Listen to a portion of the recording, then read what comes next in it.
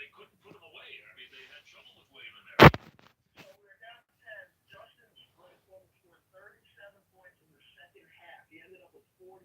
I mean, he was hitting shots falling out of bounds from the long goals behind the basket. Yeah. I mean, it was unbelievable. Listen, I can't believe it. 45 a game. I know he's setting up a record with 48 points.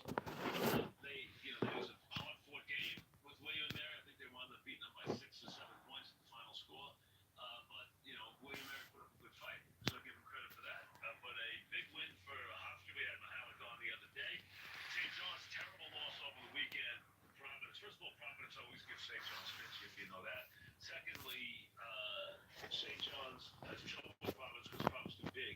Then Aaron didn't play, and a couple of the guys played miserably. I won't say the they didn't rebound at all, and they got romped by Providence at the Garden on Saturday. Terrible. In front of a big crowd. Terrible St. John's performance. Really was awful. They need to get their act back together. That was just a dreadful performance. They're going to match up well with that team. And then, of course, Marquette beat Nova. Like I said, Villanova made the big comeback. Booster taking the last shot. He didn't. He got caught inside. He flipped it out, and they couldn't get the shot off, and they wound up losing by a point. But you know what? Overall, they'll be fine. They will be fine. They weren't ranked in the top 16 the first go-round. Doesn't matter. I have no problem with Duke being number one. I think they are. I think Michigan is really good. I think Virginia's good. I don't think they're good enough to win it all. I just don't think they have enough offense. I know people think their offense is better, but I'm not one of those people who loves their offense. Tennessee's physical. He's done a good job there with that Tennessee program. Kentucky's coming on. I know all the Calipari haters will hate that. Kentucky's coming on strong. Really coming on strong. Playing very, very well. Tim in Morristown, what's up, Tim? Yeah, I like two things. One is, did you see the Grammys last night? I said I did just talked about that. Yes, I did see a bunch of it. Yes. Oh, I'm sorry. I missed it. I thought Lady Gaga's speech was great about mental illness, and she said that. I didn't see her speech. I only saw her song. Her song and her outfit were absurd, but I didn't. I only saw her presentation, the song and the outfit. I did not see her speech. I apologize for that. I'm sure it was poignant. I didn't see it. I only saw her song, and I only saw her performance and her outfit, which was pretty crazy. And I didn't think the song was well done last night, and it was a good performance. I liked the song in the movie, and I've heard the song on the radio a couple times. I liked the song. I didn't like the song last night the way she did it. She was doing, I guess, a little different rendition because of him not being there. I don't think Bradley Cooper's going to be following her around too long, so they're singing the other part. So they could have got somebody else to do it last night, I guess, but they didn't. But the song was well done in the movie. The movie itself wasn't. I told you, Green Book's the best movie I've seen by a wide margin. I have to admit, the Rami Malek performance by him playing Freddie Mercury was good, but I think people got more hung up on him looking like him than the performance itself. So I actually thought the Viggo Mortensen was the top performance. Although I know he got a lot of attention for the Freddie Mercury role. The Freddie Mercury movie was okay. It wasn't great. Wasn't bad. I'd say it was entertaining. It wasn't bad. It wasn't great.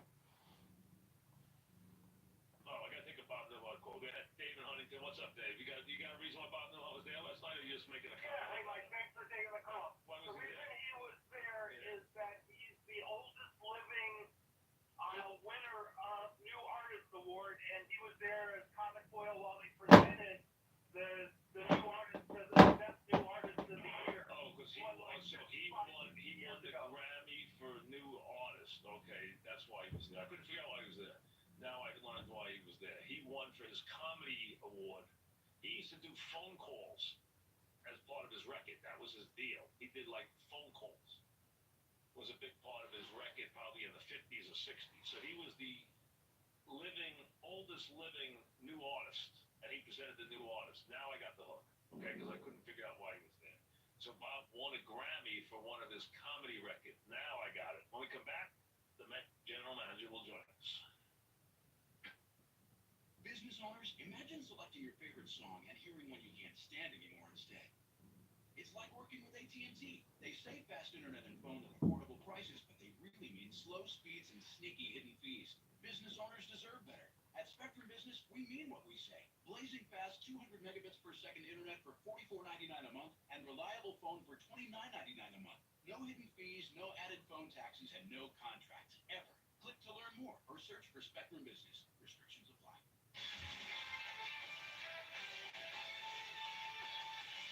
This is Tiki Barber with the CBS Sports Minute, sponsored by Bosch Icon Windshield Wipers, the calm and the storm. The Alliance of American Football kicked off its first weekend without a kickoff. That was one of the few changes from what we're used to seeing in professional football. Here are some of the takeaways from week one. This is real, organized, well-financed football. The players are young and hungry because they sense this as a new chance to play in the National Football League. Coaching is going to be important because a lot of the talent is young and raw. But the biggest key for me is the play of the quarterback. Time to talk to the guys running the teams, and now we will chat with the Mets' new general manager, Brody Van Wagenen, who joins us now. Brody, welcome. How are you? I'm doing great, Mike. How are you? All right. Thanks for coming on. Number one, is it fair to say as you get ready for pitches and catches that your work as far as pre-spring training or preseason is done? This is your team. Well, I don't think we're ever going to be done, and I think it's a little cliche to say it, but I think we're always going to be keeping our eyes Right, but open. I mean, as far as any... We're having communication with lots of different folks on lots of different things, but right now we feel really good about who we are right now. But nothing, I mean, there's not anything major in the works. There's not any major piece that you might be bringing in. You're not looking to do anything extreme. I mean, eye of the beholder is major, but I think that you may follow up more specifically with a couple of sexy names, but I don't anticipate capturing huge headlines at this point. Okay, what would you say about your team as you get ready to open camp? How would you classify it? Well, I think it's a whole lot different than when you and I spoke the first time, and then when we came in studio. I think at that point in time we had one deal or one transaction. We've been busy, and I think we really have tried to address all of our major areas of weakness or the areas we felt like we could improve. Bullpen's a lot stronger with Diaz and Familia and Wilson. We've got depth around the diamond, got some right-left balance with some of the trades we've made and the signings with Wilson and Ramos. And overall, we like what we've created, and I think we're ready to go have a roster full of 40 guys that all feel like can contribute in a meaningful way. Do you think this is a contending team? 100%. Do you think have you been quoted as accurate? Do you think this is the team to beat in the division? I think I've been pretty consistent that I believe we can contend. I believe that we can win. I think our players believe that we can win, and we have every intention to do so. Do you think that the number that is put forth that every year, the guys put numbers on teams, your numbers actually is the same as a lot of the division? 84.5 is the number. Do you think that's a fairly accurate assessment? I think that I would agree that there's a lot of good teams in our division. I think it'll be competitive baseball from start to finish, but I think the 84 wins is light. You think it's light? I think it's light. So you think you will win more than 84 games this year? I do. Okay. Do you think you'll win 90 games? Well, we'll have to see. I mean, I think that like I've said pretty consistently, we think we can contend. We think that we can be a playoff team. How many games it takes to make the playoffs, time will tell. But our intention is to win enough. Is there anything that you would have liked to fix that you didn't? Oh, I don't know. I think you always want to try to get better. We were aggressive early in the off season. We stayed that way, and we're pretty pleased with who we are sitting here right now. Brody, can you project for me right now? Do you think you have a lot of positions that are up for grabs, or do you think you have what will be a fairly set lineup when you envision your team that's going to be on the field in April? Do you think you can tell me now what it is, or you think it's pretty open? No, I think there's a lot of openings, and I think that we're not really viewing our team simply as 25 guys. The difference between what we had last year and the start of the offseason to where we are today is there's so many good players and so many good options that we're probably going to be using multiple variations of it. But we've got real competition at first base. We've got a variety of different outfield questions to answer in terms of how people are going to make adjustments, like a Jeff McNeil, to an outfield transition, how guys are going to be able to play around the center of the diamond and on the corners. Where does Conforto play? Where does Nimmo play? How does Broxton Lagares fit into all of it? But I think we've got lots of depth, and I think health and performance performance of spring training are going to carry the load as we head into the final roster. You know, when I look at it, and we're talking with Brody Van Wagenen, the Mets general manager, they look at everyday guys. We know Cano's going to be playing second base. He's a fixture that he likes to play every day. Conforto, we figure, is going to be somewhere every day in the outfield. You got Ramos as catcher. You got Rosario at short. Those positions look pretty, I think, pretty sound. When you look at the other, because when you've got Lowry, you said, I think he'll play every day. Where do you envision him playing most of the time? Yeah, so I think that you mentioned a couple of those guys. We'll start first with Cano. You know, he's going to be a primary second baseman. He's also 36 years old. Lowry's 35. Frazier's 33. We want to manage the workload of those guys and not have any of the three have to play 150 games. In fact, we think we'll get more performance out of them if they're not in the lineup that often. We've got Rosario, who's still a 23-year-old shortstop. Right. We want to put him in situations that are best for him to succeed from a matchup standpoint. And then we got first base over there, where we've got a young player or potentially young players that are going to be competing for time, and we want to make sure they're not overwhelmed with exposure early on in their career. So I think that we've got at-bats for everybody. We're going to use our information. We're going to use the investments we've made in our analytics and R&D department to make sure we're putting the right guys in the lineup against the right pitchers and have them be playing, a variety of positions. But, Cano is playing the National League for the first time. He showed last year he can play first base, so it won't be a total shock if late in games we're pinch hitting and he slides over to first base. There may be okay. So you're going to ask Cano to play some first base. So you're going to ask Cano to play some first base this year. Oh, I think that the way we set it up now is, I don't know if he'll start any games at first base, but he certainly could find himself there as we're double switching in games later on and using all of our pieces accordingly. Who is the when you look at this? Is there a primary first baseman? If it is, what's his name? Yeah, we don't know yet. I think in Peter Alonso, a lot has been talked about him this offseason. He led the minor leagues in homers, led the minor leagues in RBIs, did the same thing in the Arizona Fall League. He's earned himself a shot. J.D. Davis has dominated minor league pitching. He's earned himself a shot. Davis has some versatility to play other positions.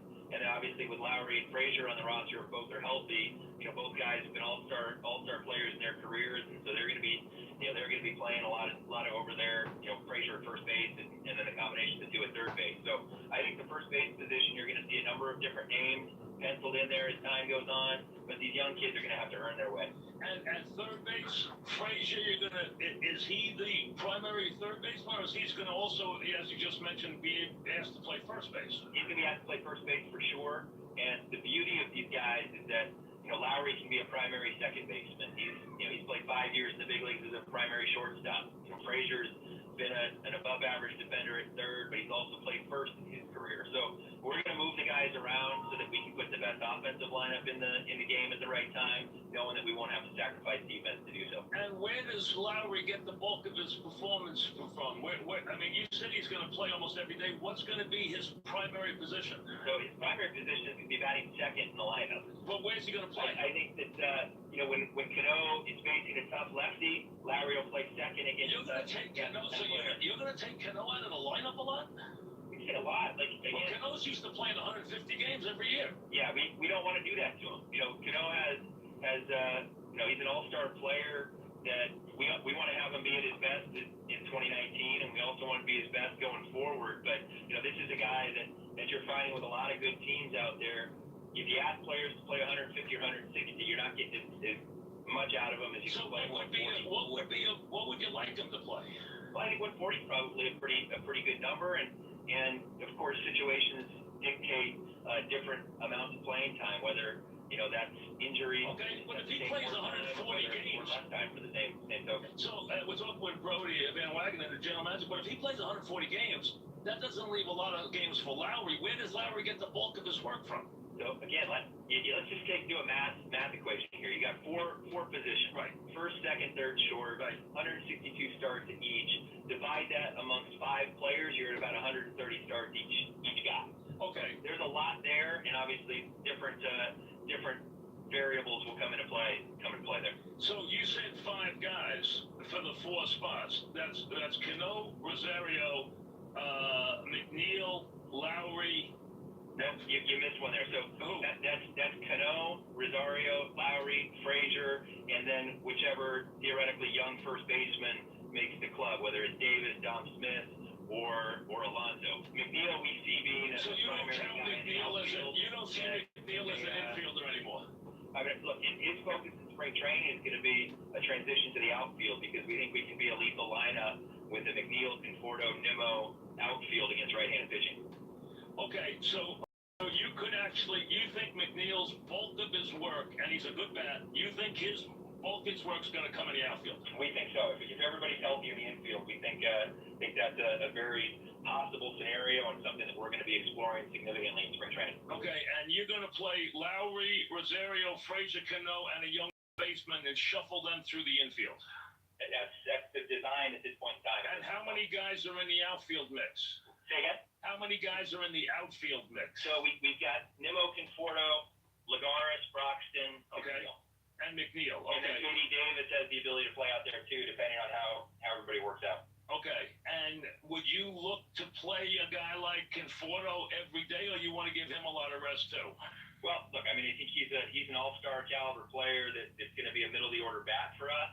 So he and Nimmo both should be in the lineup a lot. But, both guys, against tough lefties, we got to be making sure that they're playing against the right matchup. And if they need days or if they're struggling against lefties at certain periods of time, we can go right-handed and go insert Lagares and Broxton, on a regular basis as well. So we can sort of go with the hot hand as needed, and then we can also flip the lineup and go defense when we want to as well, with the two speedsters out in the outfield. Do you think, considering how, and this team had enormous bouts of being extremely anemic last year, which was very clear.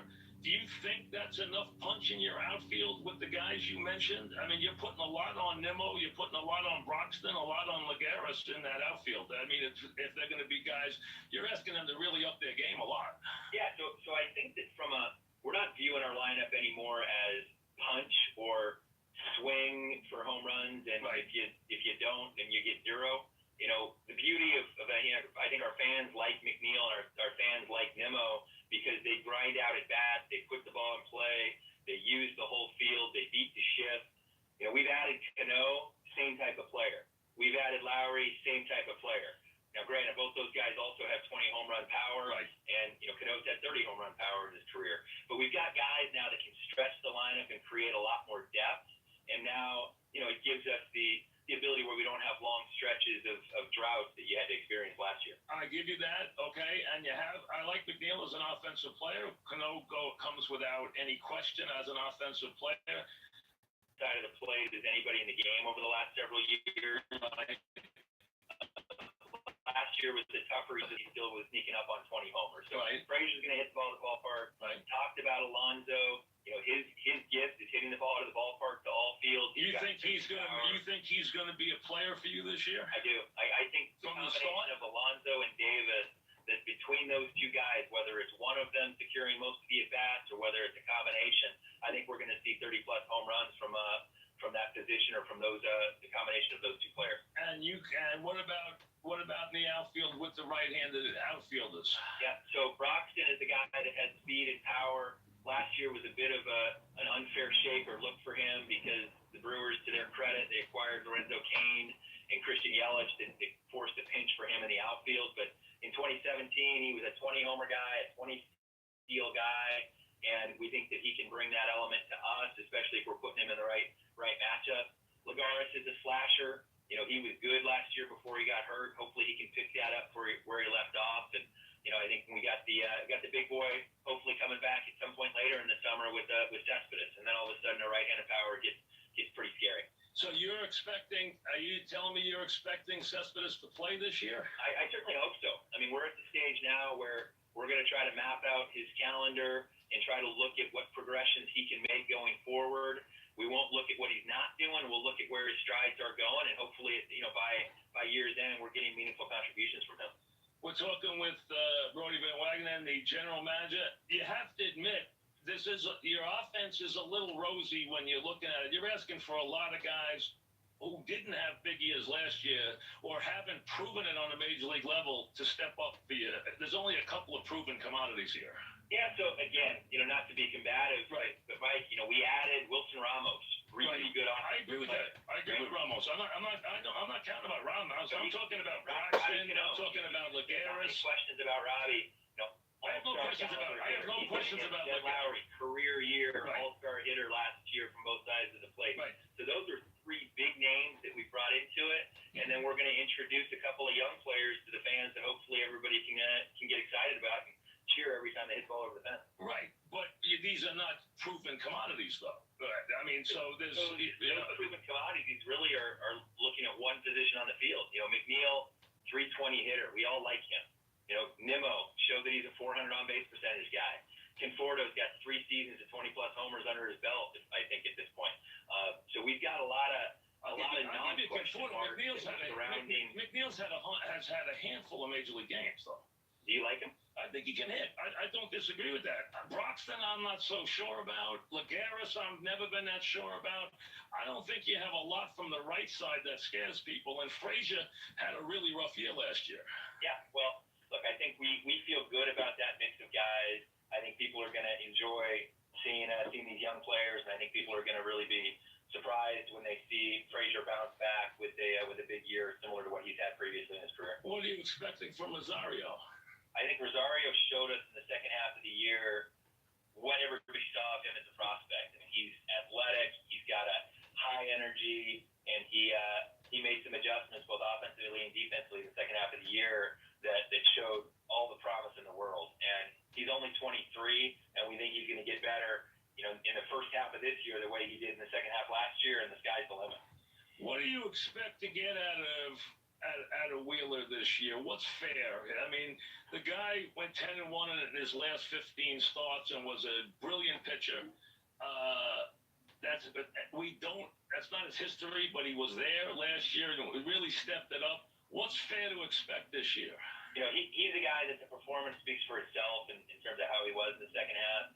But put that aside, the mindset that he's walked into camp so far this year, he's a different mountain step. I mean, from coaches to staff to players, everybody's noticed a really significant difference in terms of how he feels about himself, the confidence he projects. And when you ask him about it, he's very, very quick to say, "Oh, well, I'm healthy now." And I think people sometimes forget what an impact that has on a young player when they get over the hump, realize they're healthy, and let their talent shine. What about Matt's? Matt's another guy, got over the hump, set career highs in innings and starts last year, figured out how to succeed over the course of a full season, and he's a key guy to our team this year. And we think, in talking to the pitching coaches, and even Chuck Hernandez, who's our new bullpen coach, was the Braves pitching coach last year, and he says of all of our pitchers on this team, he says, "Guys, I think this is the one that's not getting enough attention." He thinks he could be the real surprise sleeper of our team this year. And where's the depth in your starting pitching? So we've got the 5 guys, Vargas being the 5th. Right. We've got Lugo and Gesellman, who really made transitions to the bullpen effectively last year. In a best case scenario, they're still in the bullpen, but we could always make an adjustment to bring them in. Then we added 2 key guys this year, in addition to the Drew Gagnon and Corey Oswalt that were already here. We brought in Walker Lockett on a trade with the Indians, and we brought in Hector Santiago, who's a veteran big leaguer, to give us depth in the 5th and 6th starting positions if and when we need them. All right. So, I mean, listen, your 1, 2, 3, and even Matt, I like Matt. Your 1, 2, 3 speaks for itself, and I like Gesellman and Lugo as stopgap guys. So clearly, you have a good pitching staff. There's no question. Vargas, will leave. We'll give him another chance. But obviously, your rotation is tremendous. How about the DeGrom thing? You gave him the arbitration settlement, which made plenty of sense. If I'm you, I do the same thing. I want him to do it again before I pay him. I mean, that's what I would do too. That'd be the smart thing to do. I mean, why would you want to negotiate off that brilliant year? But considering what was said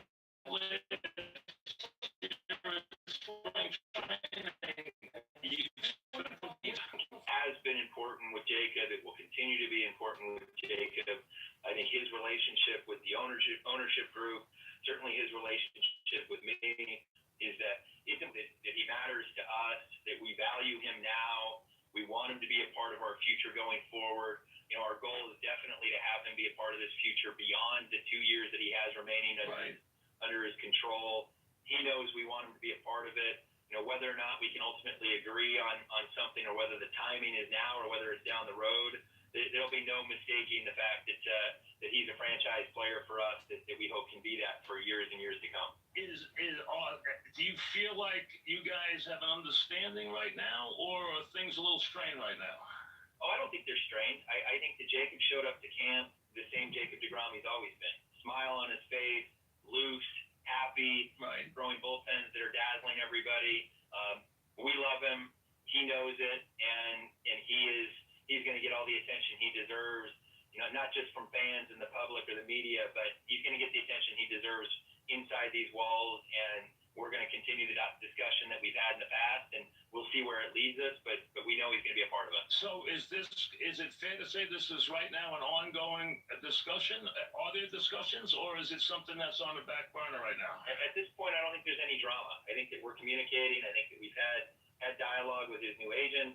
We've had internal discussions, and again, just reiterate the fact that the player knows how we feel about him, and we look forward to him being a part of what we have going forward.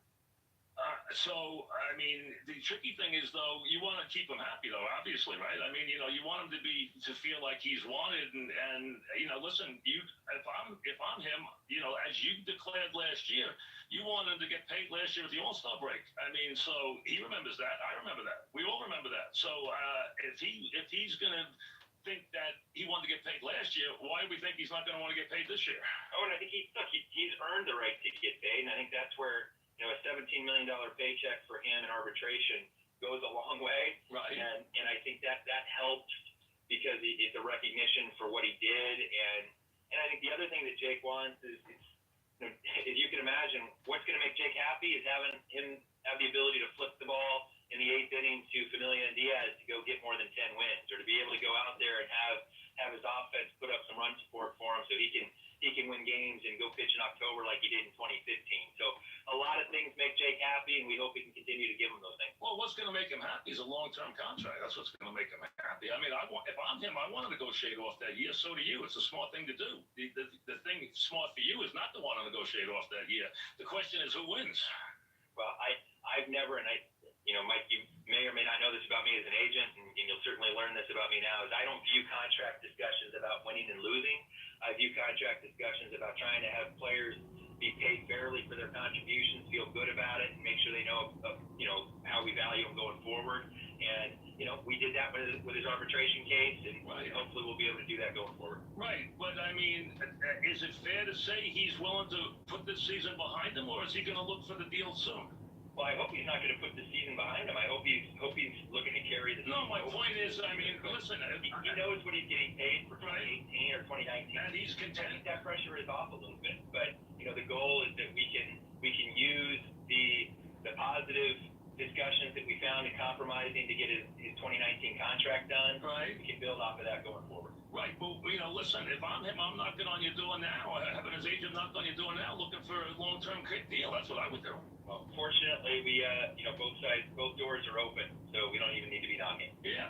Okay. So that's fair to say so everyone understands. There is some discussions going on. Is that fair to say? There will always be dialogue between Jacob, his agent, and our side and our ownership group. So we will continue those, and that'll never change. How about okay, I mean, so we'll have to be continued as far as that concerned, because, last year's remarks, the All-Star break, they came back to bite you a little bit. I mean, because they can be used against you right now.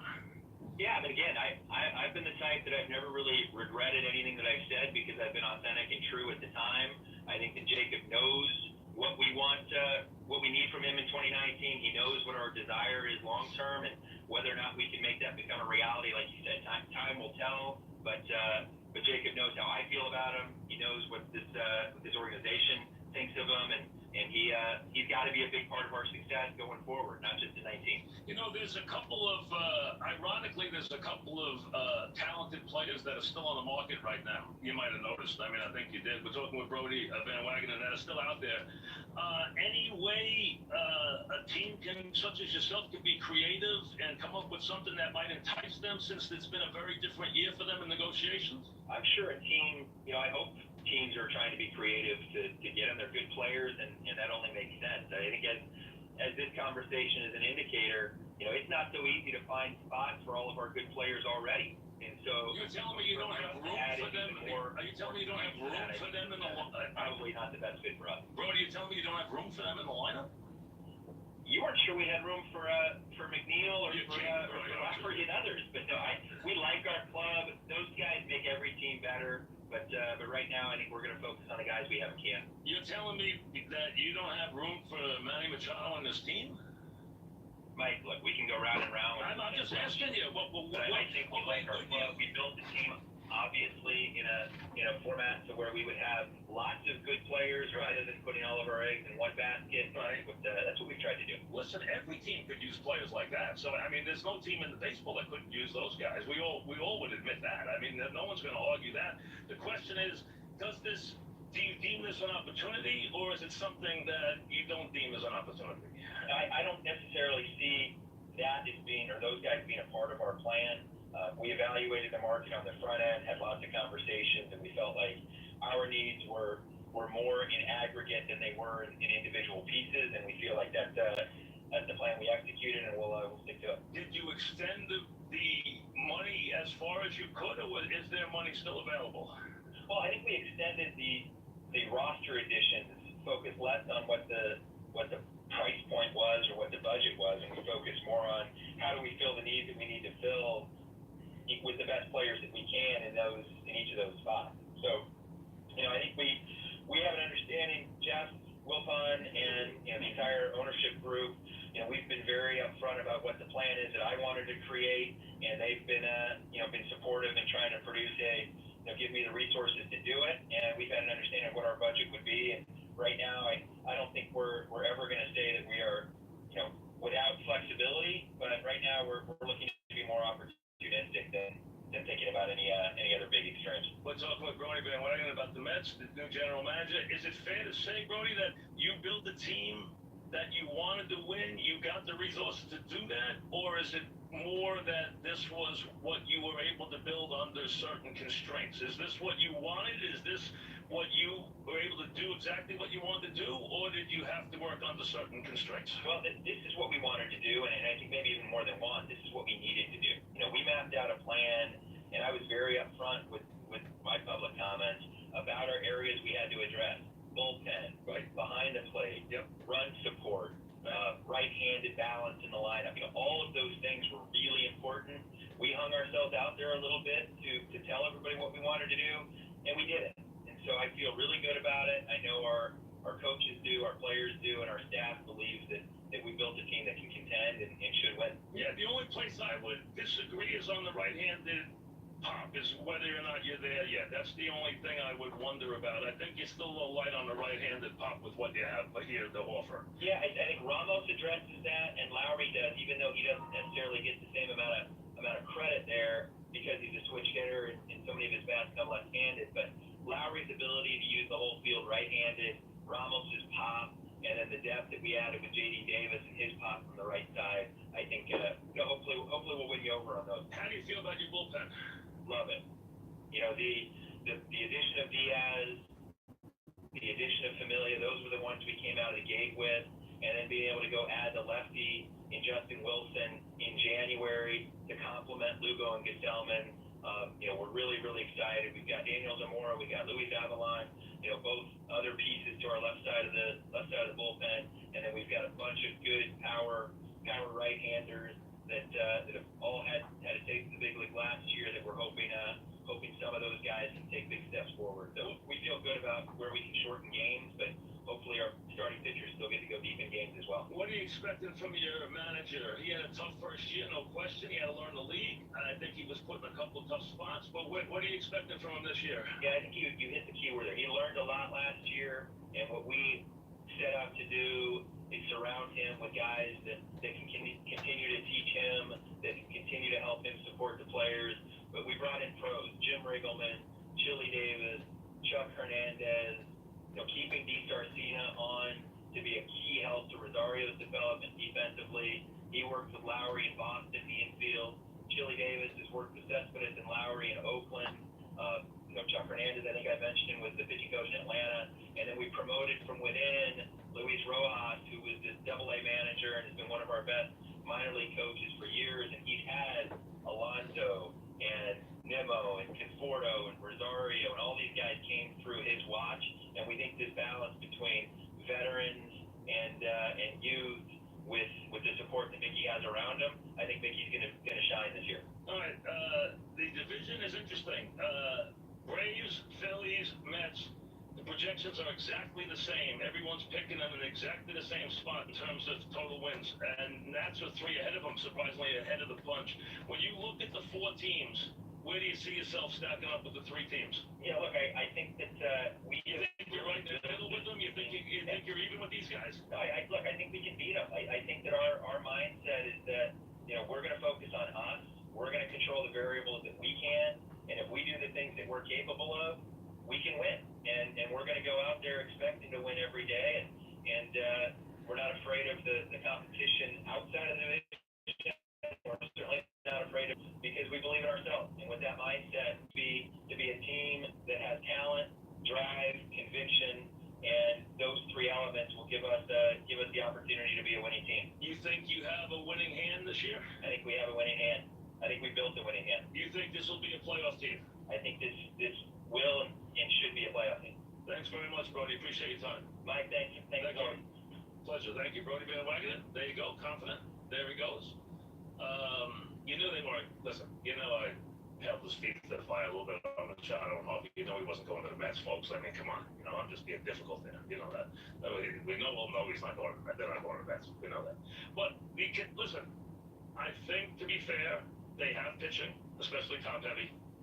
Wheeler is the key. Matt's a little bit too. You need a lefty, but Wheeler's the key. If he pitches like he did last year, I expect big things from DeGrom and Syndergaard. They have a chance to have a wicked staff. I even like the depth. I like Lugo. I think he's a winning pitcher. I think Gesellman can fill a bill. I don't like August, but you know what? That's enough pitching. They built a good bullpen. Diaz is the real thing. You got Familia to set up for him. You got other pitchers there. Wilson there, okay. The big issue I would have is we don't know what the kids are going to give them at first base. Lowry's a pro. Cano, I think, will play a lot of games, and more as the season goes on. The question is the right-handed pop. Do they have right-handed pop here? Can Fraser bounce back? Can they get anything out of Lagares? Can they get any right-handed pop on this team? That's really the question. They're light on right-handed pop. That's something they desperately need. I would disagree on that part. Otherwise, I mean, I think they're a team that I wouldn't make them the favorite of the division. I think things will have to fall into place, especially the big 3 will have to stay healthy. I think the key is they got to get 85, 86 starts out of DeGrom, Wheeler, and Syndergaard. They have to do that to have a chance. I think that's the big key. That's their strength. With a good closer, they have that. I like the versatility. I think Cano will have a big first year. I think they're improved. I'm not as high on them as Brody is, but I think they're improved. I think they're definitely better. I know you want them to go for something big. You knew they weren't doing that. They added some pieces. They definitely have a team that's better than last year's team by far. I don't think there's any question about that. Is it good enough? We'll see. I think it's about on a par. I'd say it's as good as the Phillies, maybe a smidge behind the Braves and the Nets. That's where I'd put it. Back after this. You hear that sound? That's the sound of an auto repair shop when its network goes down. No calls, no parts ordered, and no diagnostic tests performed. They need a reliable network. They need Spectrum Business. With over 99.9% network reliability and the fastest internet starting speeds available, Spectrum Business will keep your business sounding like this. Learn how Spectrum Business can keep your business running at business.spectrum.com. This report is sponsored by Newark Airport Long-Term Parking, southbound right now. Also on the northbound New Jersey Turnpike inside the truck lanes, just past interchange 8A of blip over car. That takes out the right lane, so if you can use them, the car lanes are moving a lot better. Outbound at the Lincoln and Holland tunnels, both at a 20-minute wait. And do keep in mind, alternate side parking rules are suspended tomorrow, but you still have to feed those meters. Take the worry out of parking the next time you travel out of Newark Airport with Newark Airport long-term parking, the all-stars of parking, guaranteed space with low rates, 24-hour security, and free shuttles to your terminal every 5 minutes. Go to NewarkAirportLongTermParking.com and reserve your space now. I'm Kelly Dilling with the Fan Highway Patrol. Valentine's Day is brutal on us guys. The pressure to send perfect flowers is intense. Don't send stale flowers from some flower giant website. Send red roses or flowers from the... It's 20% extra. That's your 109 FM and Sports Radio 66, WFAN, and WFAN FM, New York.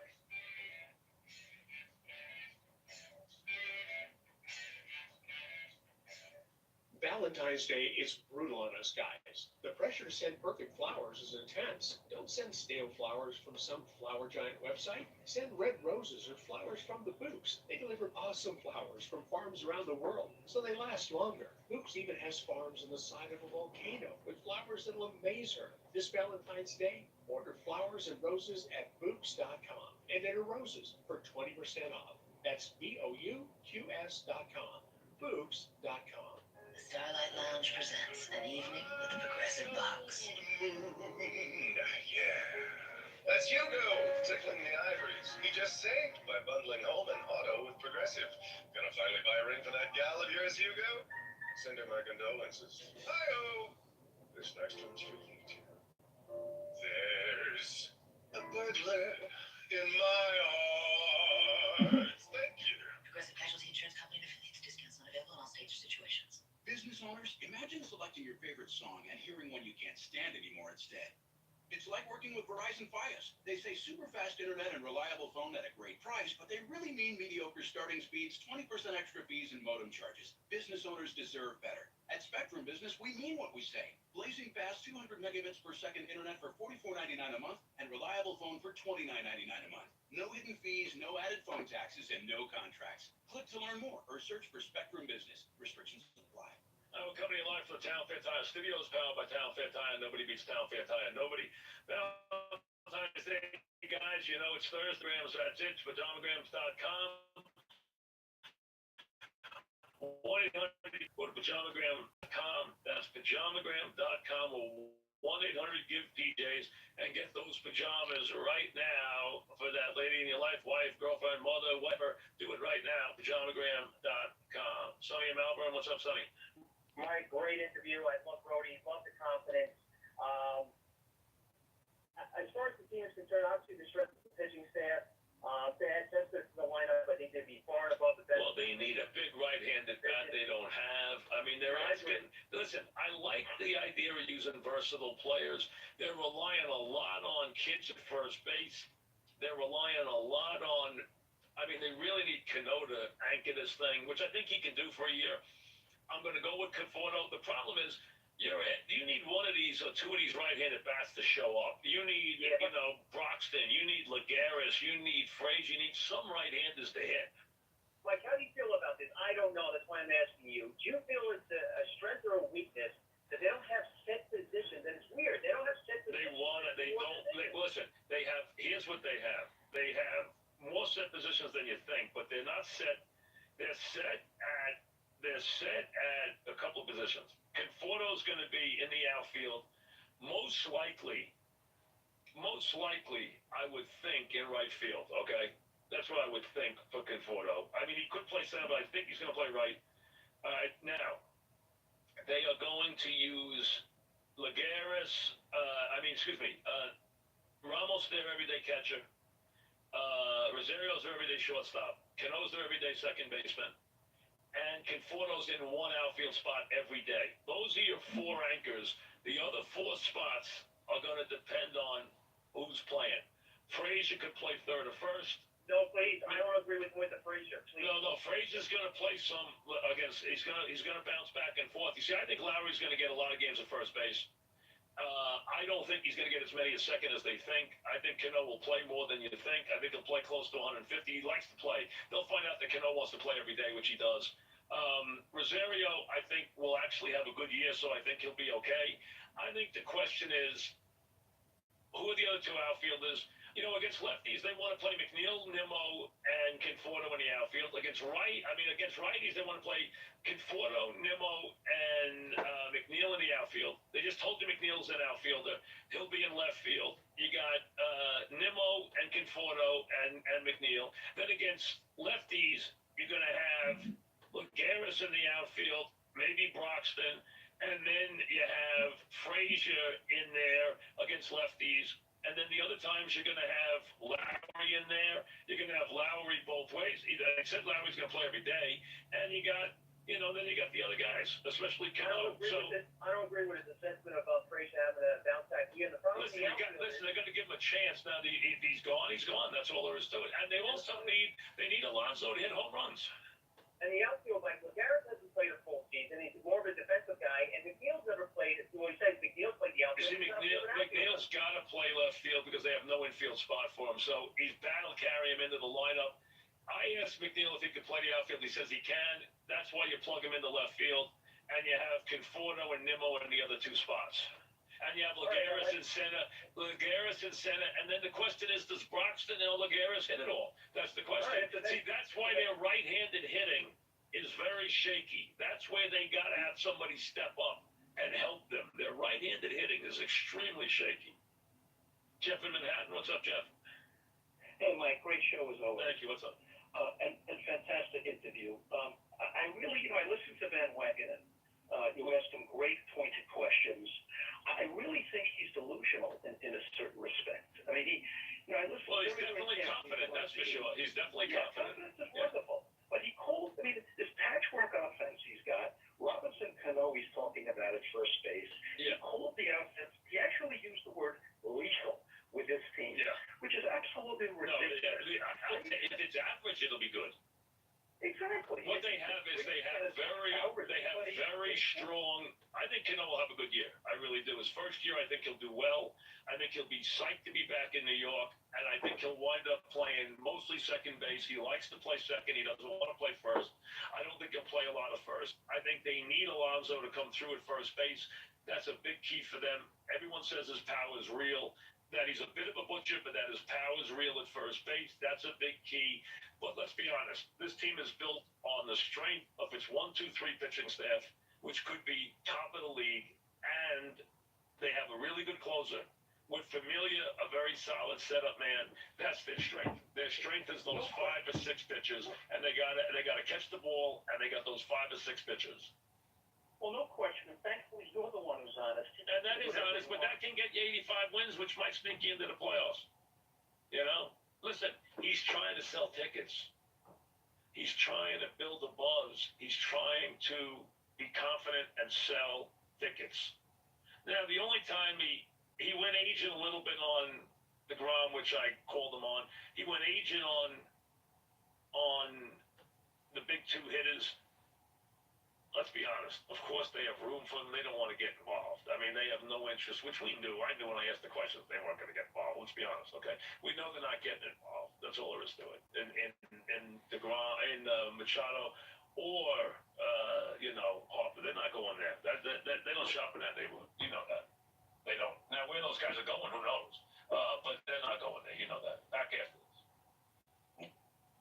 Sometimes life doesn't always go as planned, like your garage door left open by mistake or a package stolen off your front porch.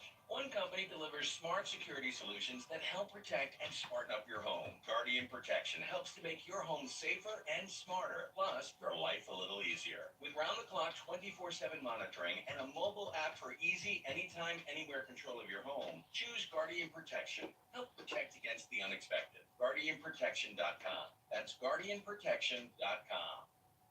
The industrial look is in, and you'll find it at the Home Depot. Come to this month's do-it-yourself workshop and learn how to make a wall-mounted industrial pipe coat hanger. Our associates will demonstrate how to stain the parts and assemble the pipes, for that perfect rustic meets industrial feel.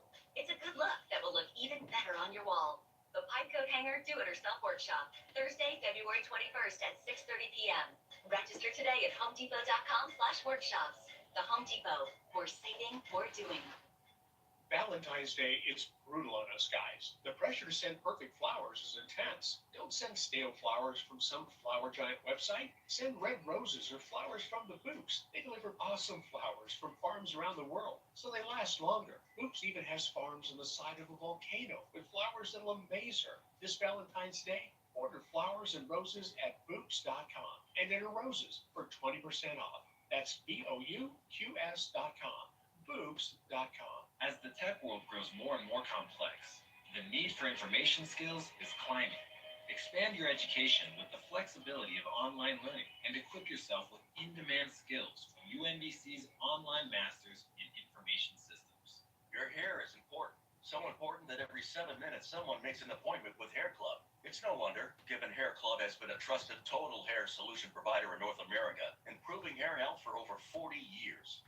Whether you want to revitalize the growth of your own hair or learn more about the latest methods for hair replacement and restoration, Hair Club's professionally trained stylists, hair health experts, and consultants will craft a personalized solution to ensure you feel your best and get the most out of your hair. If you're a new client, go to hairclub.com/sports today and set up your personal hair health and scalp analysis and receive a free take-home hair care kit and $250 off a customized solution just for you. Experience your hair at its best. That's hairclub.com/sports. Kit provided upon completion of analysis. Offer applicable to select solutions. Offer expires 4/30/19. Visit hairclub.com/sports for complete details. All right, we're back. Let's get a couple in here. Chris in Manhattan. What's up, Chris? Mike, first of all, that interview on your end was an A. Well, thanks, bro. That's an I easy. thought you did a spectacular job. To me, he was a general manager talking like an agent. To me, that's what I picked up on. I think he's like the last call said, disillusional. And with the ground thing, Mike, let me ask you. Listen, he wants to sell you guys on that. There's a buzz. Yeah. He wants you to buy tickets. He wants you to be positive. But I picked right up on it. He sounded like an agent. But let me ask you, the ground thing, Michael. Yes. He's got the 1 year, $17 million now, right? Yes. Okay. When he said he did that to take the pressure off the ground, to me, the ground's got to be thinking like, okay, I got the 1 year, $17 million. The pressure's on to duplicate almost what he did last year. See, here's the thing. Let's be honest. Okay. Yeah. The bottom line is this: they gave DeGrom a $10 million bump. They want DeGrom to pitch this year, knowing that hey, if he duplicates it, fine, we pay him. If he doesn't, we negotiate off a less a year. Did we get that done by giving him 17 and ripping up 7, giving him 17? He got a $10 million bump. But DeGrom's agent is going to instead say, hey, we're negotiating off last year. We want our money now. The question is, can you stall them? And that's where the Mets' job is and Brody's job is to finesse them and keep them stalled with the 17 million and try to get as much of this season in as you can, and at least try to get most of it in where, see, if it starts going sour for DeGrom, he's going to be like, oh, I should have done it at the start of the year. Now I'm going to wait till the season's over till I'm pitching better, and then they'll get it. But see, the thing is, DeGrom right now is in an incredible catbird seat. He's got all the leverage. You don't want to negotiate with him if you're the Mets right now. You gave him the 10, you had no choice. You were going to get clobbered at arbitration anyway, so you had to give it to him. The question is, can you hold him off with that 10? That's going to be the question. I don't know if they can. They'd be crazy not to try. They're going to try. The question is, can they do it? That's really the issue. You just don't know if they can hold them off. I mean, it's going to be how hard they want to push. Ryan, and that's people real quick. Go ahead. Hey, Mike. A great interview with Brody. The only thing is, I just wish that you would let him finish his responses. You seemed to interrupt him. No, he spoke for 45 minutes. He got his points long across, man. But he got plenty of time to talk, Ryan. Plenty. Hector in Washington Heights. What's up, Hector? Hey, Mike, how you doing? What's happening? Not much. Great spot. I got to say, I was a little skeptical about this guy, and I still am. I don't know if He's not going anywhere, Hector. Hector, he made a big life transition. He gave up a big job and a lot of money to take this job. He's not going anywhere. He's here for a while. I'm telling you right now. He gave up a very big job. He was in a very big position when he changed. He was a big time agent. He was not a little guy. He was a big player. And sell you. That's his job. That's what agents do. They sell you. He's got to sell DeGrom. He's got to sell his players. He's got to sell the fans. That's what he's trying to do. My job is to shed light on what is reality. That's all. That's what my job is. His job is to sell you on that this is going to be really good. We'll see. We'll see where it lands. He's got to hold DeGrom off, which is not going to be easy right now. Cespedes, who knows if he's coming back. If not, they got to hope the pieces fall into place. They do have pitching. They do have some strength there. They got to work from that. We will continue everything as far as that tomorrow. We'll see you then. The Starlight Lounge presents An Evening with a Progressive Box.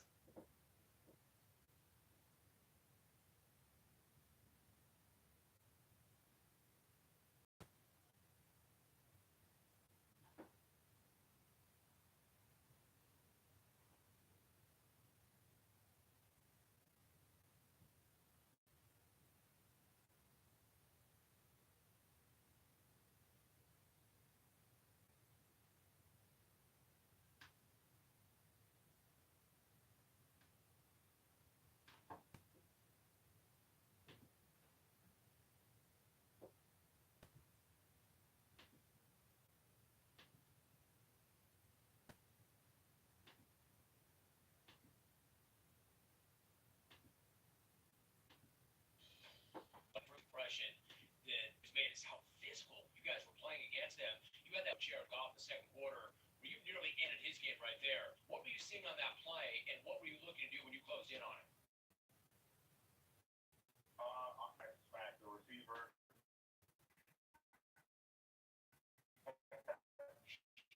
Ended up being a broken play, and we had really, really good coverage on the back end, and we took away his primary read.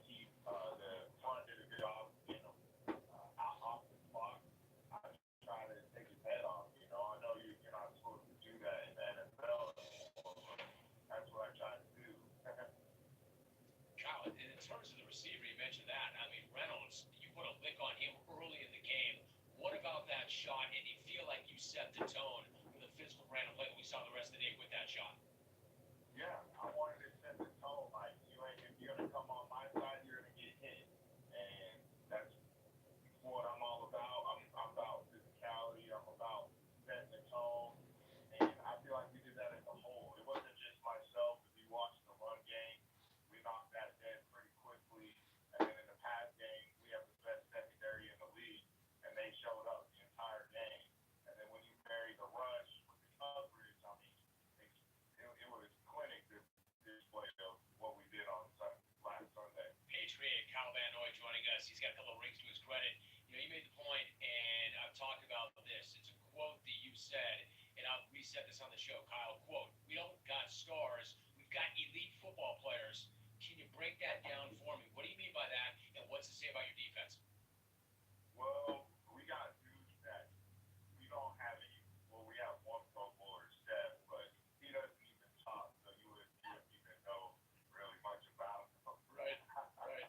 That's my guy, man. I love that guy. He don't say nothing. He just balls. And, that's kind of what we pride ourselves on. And we don't, a lot of guys, in my opinion, get overlooked with the Pro Bowl selections and the All-Pro status. But they've been really good in this league for a long time. Like Devin McCourty, Patrick Chung, Trey Flowers, Ty Towers, just to name a few. Lawrence Guy. Those guys are really, really good football players. They're smart. They're physical. They work hard. They don't say much. They just show up every Sunday. And that's what they've been doing their whole careers. That's why some of them have 3 Super Bowls to their name. And, they don't get no love. And I don't understand it because they don't talk or they're not flashy. I don't get it, but they deserve a lot of credit. Those dudes are studs. Kyle, do you think any of that is like the Patriot way. I mean, you guys have a certain way, and it obviously works beautifully. You're stacking rings, but you guys aren't about looking at me or fronting for yourselves. Is that anything to do with the fact that you don't get more credit, or is it something else? I did a little bit of everything. You could count it as that, but I don't know. I also think it might be to do with playing with Tom Brady, and that's okay. We like it that way.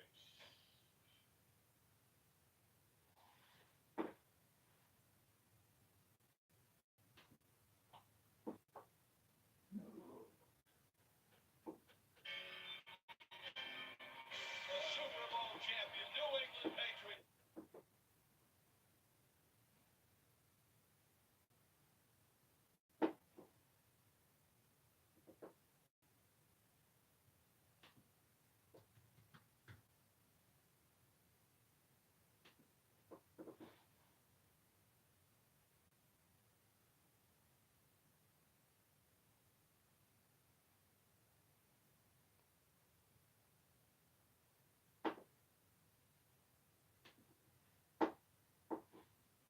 Going back to JaVale.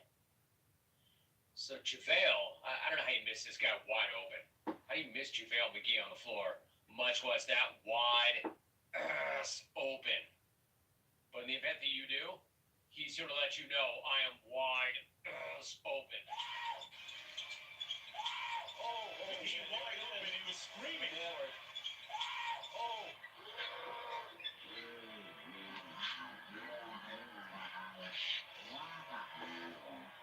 Now, my concern with doing a take like that and playing a soundbite like that is your reaction, what you'll do with it. I actually found some that's usable. Squirrel2 tweets, I told Percy I'd scream if I was wide open. Yours, JaVale McGee. Does sound a little bit like the old gunslinger. Jeremy Scotty tweets, JaVale gonna take that layup all the way to the White House. Yours, Howard Dean. Ryan in H-Town tweets, was that JaVale McGee or when Devin Powell's testicle exploded? Total Big E tweets, wait, what? Alvin, is that your version of an exploding testicle?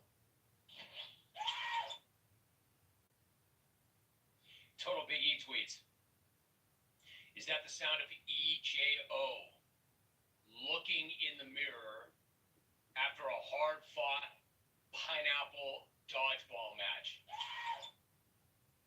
Why would EJO or anybody else for that matter play dodgeball with a pineapple?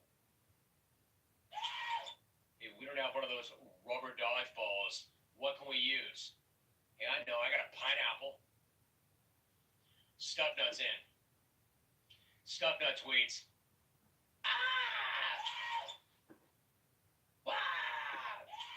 Signed Eric Snow's scale. And nut, better than that. And when I say you're better than that, I mean this. First of all, how do we know that the pic allegedly of Eric Snow is in fact legit? Go ahead and do it. Just Google Eric Snow right now. How do we know that's legit? How do we know that's not a Photoshop? How do you know Denlesks didn't do that? I'm looking at Eric Snow. That does not look real. I mean, that can't be real, right? Alvin, when you play your fat alarm, you're giving it credence. You're legitimizing it. We don't know that that's legit. That does not look real to me. I mean, that can't be real, right? And even if it is real,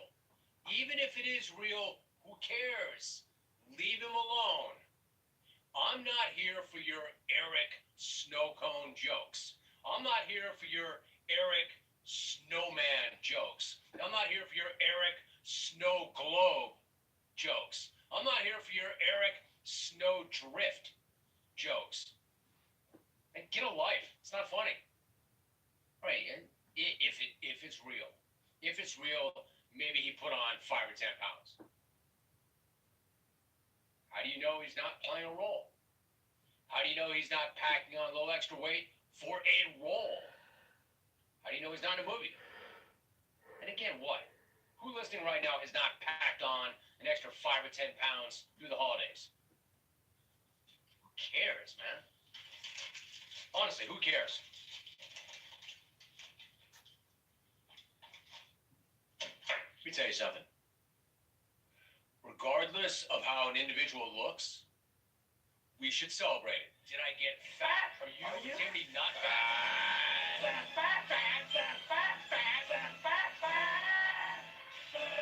Alvin, we're sending a mixed message here. Excuse me. That's our celebration in fat announcement. Stop for a second, Alvin. That's not back in the day. Back in the day, I might have had a fat alarm.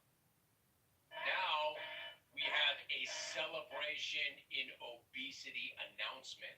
Alvin, did I get fat? Are you Timmy not fat?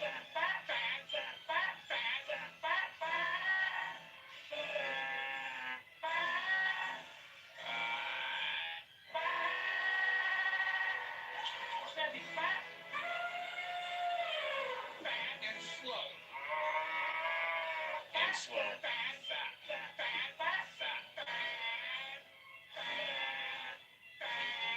That's my take. Who cares?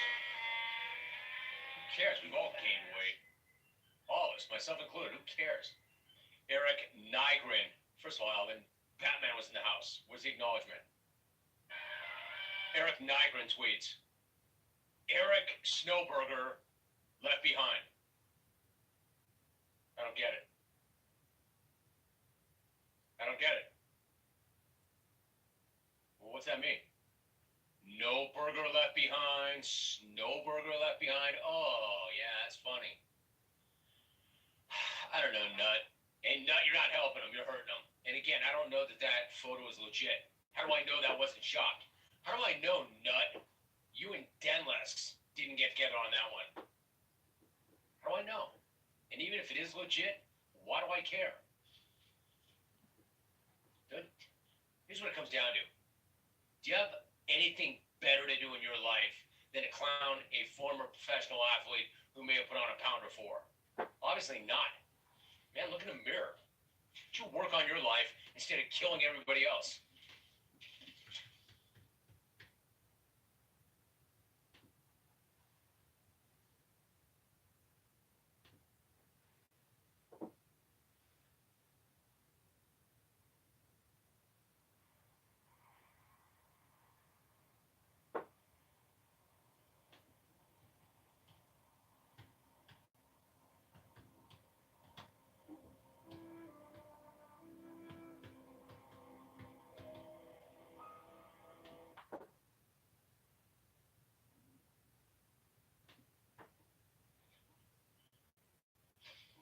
Well, the old stupid Hayes woman is no longer your dupe.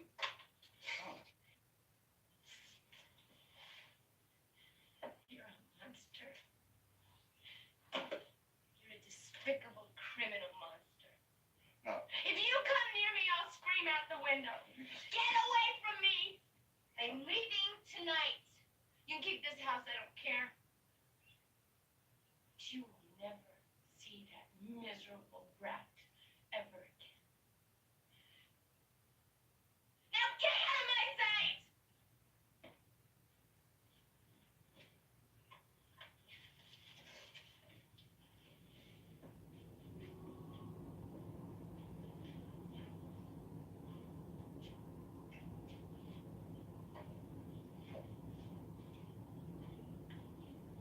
Charlotte, you mustn't do that. You mustn't ruin our lives.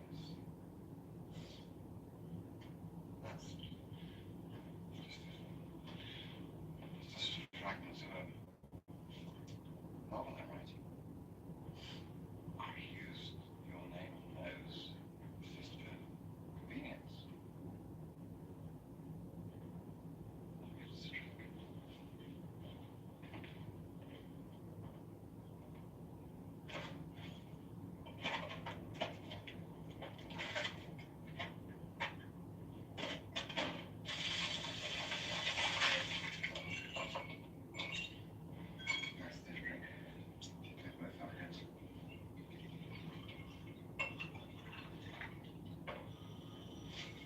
Charlotte, I made us a nice drink. Yes? That's ridiculous. There's a man on the phone saying you've been killed, Charlotte. Charlotte.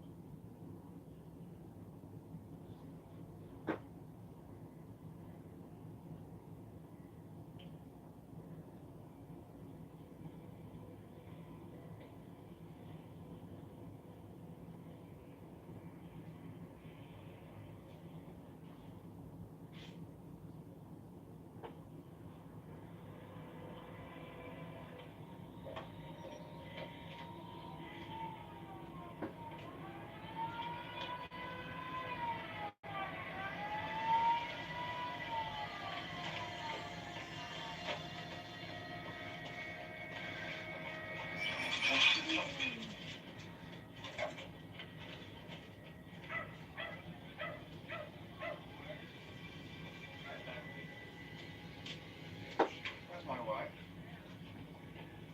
Are you Mr. Humber? I am.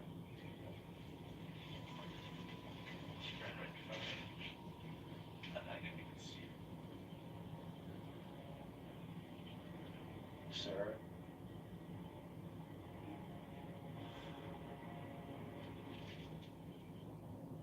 Sorry, sir. Is this Mrs. Humber? Sir? Is this Mrs. Humber?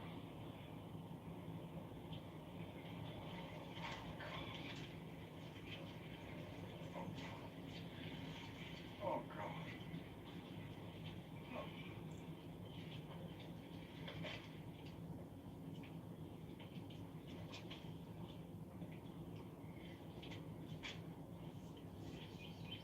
She was walking to the mailbox.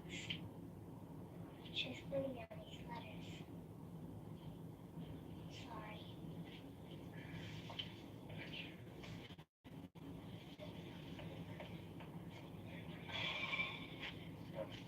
Lie down. Okay. You can write it. Discuss folks. Get across in the house.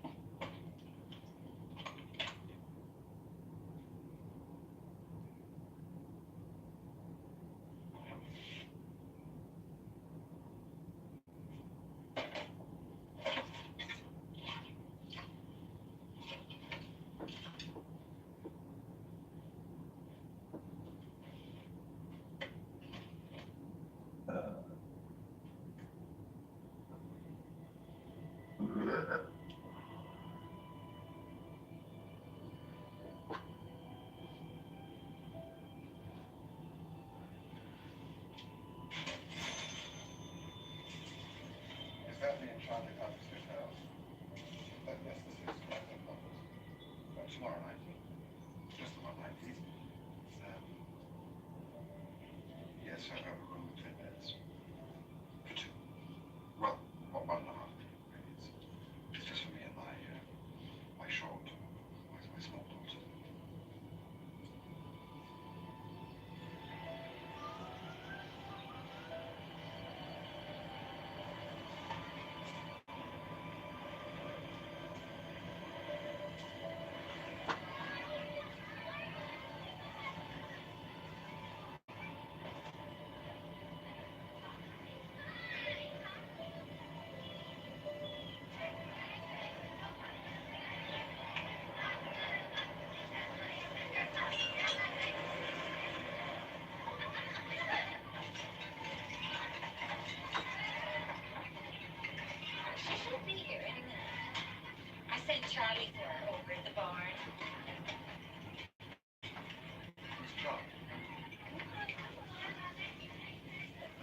It's such a pleasure to watch our young people and friends.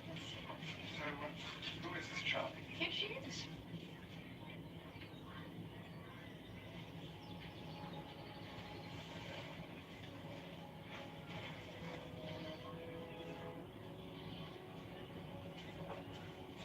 Hi, Dad.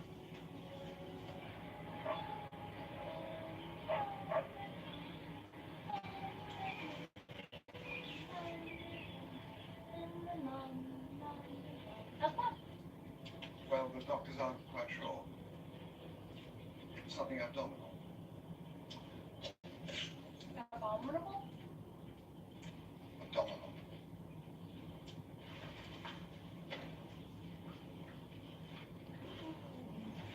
She's in a special hospital over in Leppingville. So, I thought we'd go to Riceland, spend the night there, and then visit the hospital tomorrow. Or the next day.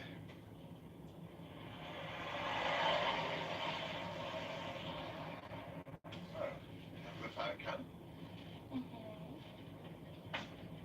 No, I missed you. I missed you a lot. Oh, I didn't miss you.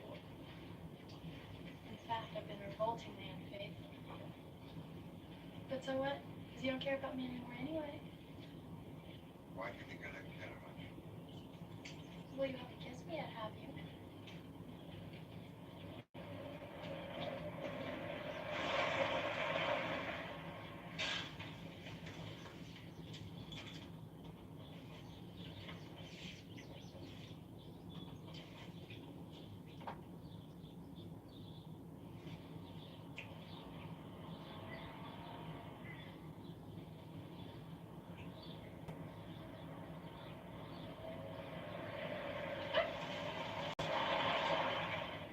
Sorry, officer. See a blue sedan, say making sure they might have passed you back there in the turn. Who's that? No, I don't think we are. See a blue stand? No, I don't think we did. Are you sure it was blue? Might have seen one that was more purple. Or maybe it was more red. All right, okay, thank you. Y'all get right there. Thank you. Don't shoot. Don't shoot.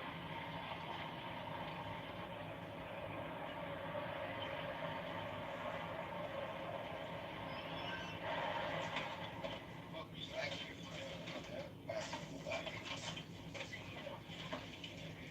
Wow, looks nice.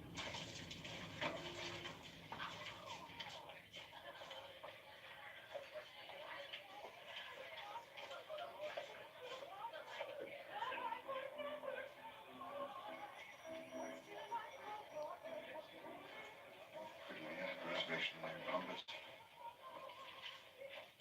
Twin-bedded room. Called last night. 2 people. Oh, I'm sorry, Mr. Humbug. I left the room with the twin beds for you till 6:30, but I didn't hear from you. We hold till 6:30, that's policy. And with the flower show and the Glory of Christ convention. Look, my name is not Humbug. It's Herbert. Humbert. Just put us in any room. Put a cot in for my daughter. She's very tired. Perhaps I could put you in room 342. It has a double bed. Think of that. My wife will turn up later. Please, sir, here, Mr.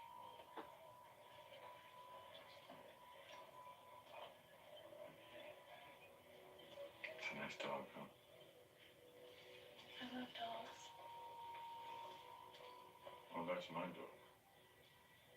He likes you. Doesn't like everybody. Who's he like? He can smell when people are sweet. He likes sweet people. Nice young people. Like you.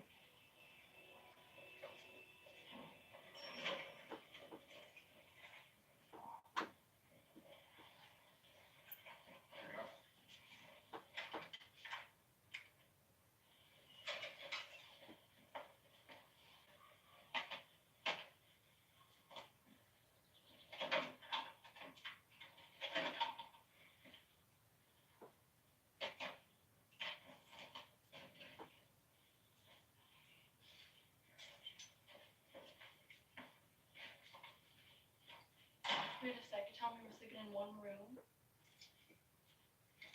with one bed? I've asked them to send up a cot, which I'll use if you like.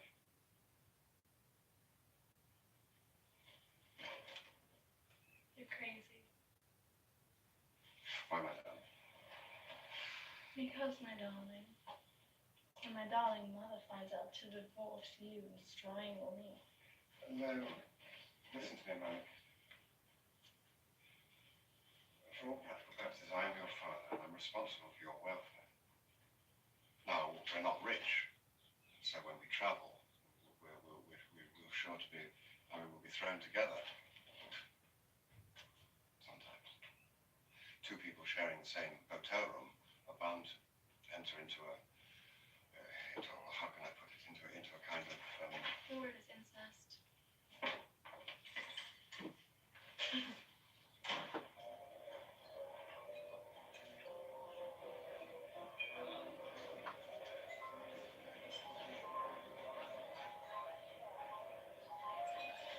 I feel like we're grown-ups.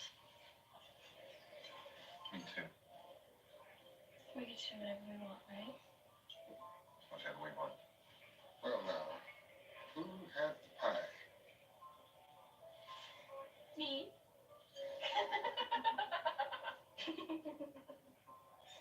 What do you think?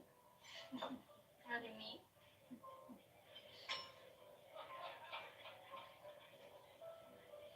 Oh, look now. I don't have a phone. Don't make me sad. Don't you feel like I over there looks exactly like Quilty? What? The dentist? It's not his friend. The writer Quilty. You know, writes the plays. Smoking, right? He smokes the drums in the air. I saw him in the lobby with his dog.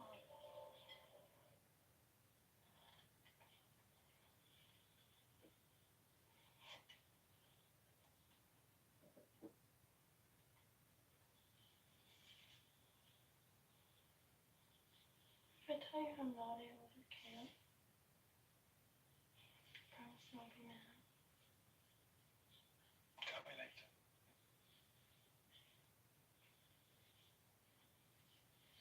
I want you to go to bed. I'll go downstairs while you. And when I come up, I want you to be asleep. Right?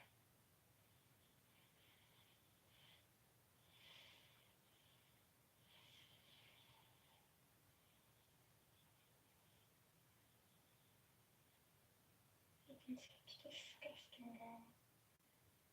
So filthy. Come tomorrow. I better go now, right? Good night, Dad.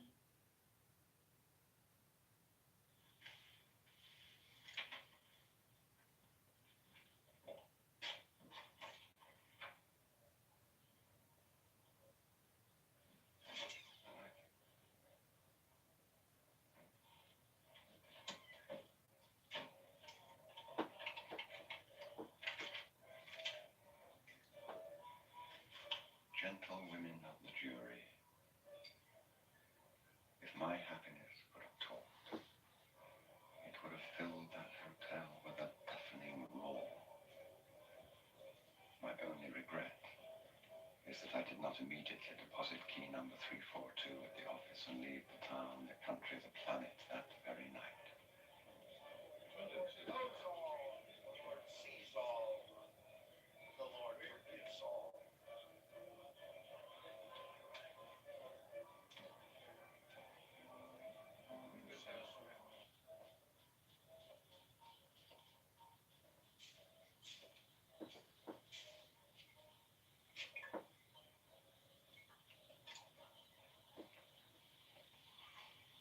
Where the devil did you go?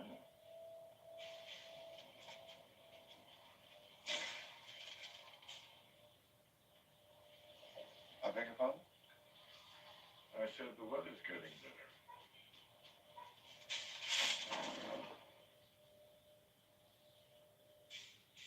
Seems so.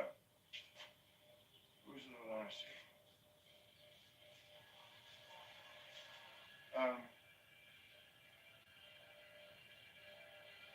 My daughter.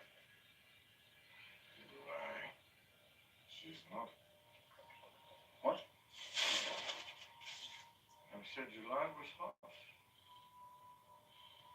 Where's your mother? Dad. Oh, sorry. Why don't you two have lunch with me tomorrow? That clerical crowd will be gone soon. Where are we going to, thanks? Good night. Sorry. I'm very drunk. Good night. That child of yours needs a lot of sleep. Sleep is the rose, the Persians say. Smoke? Not to start, thanks.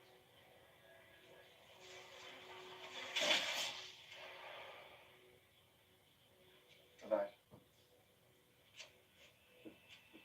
Enjoy.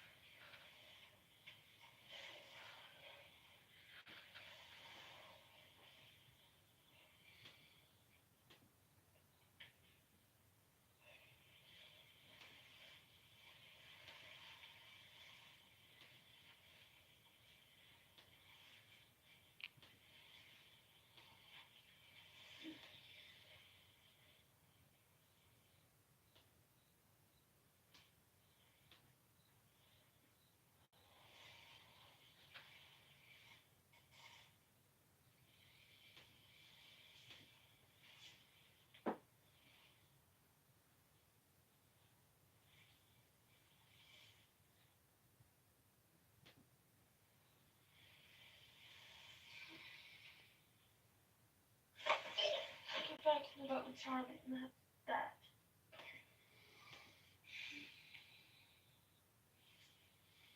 in the boat.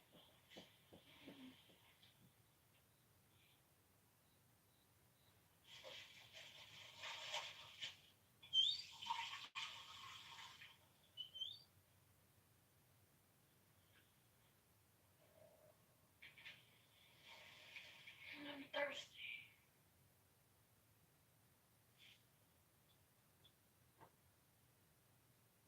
I'll bring some.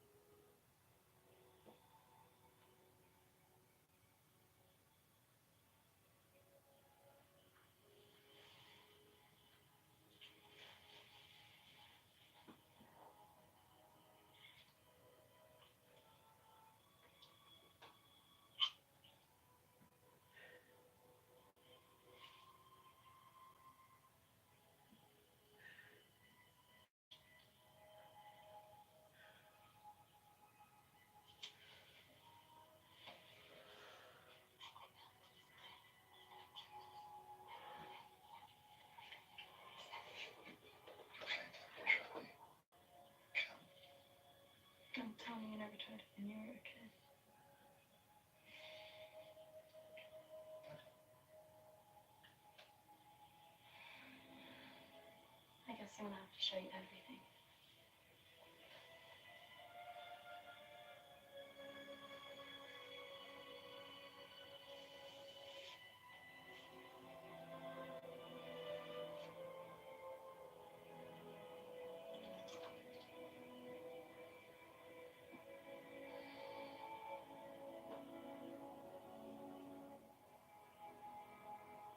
Gentlewomen of the jury, I was not even her first lover.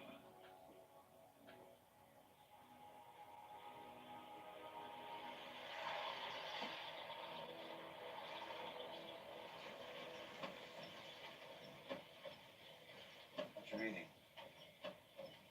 Nothing. What's the matter? Nothing. Hello? You know that friend of yours, Charlie? Was he the first one? Can we please get off the subject?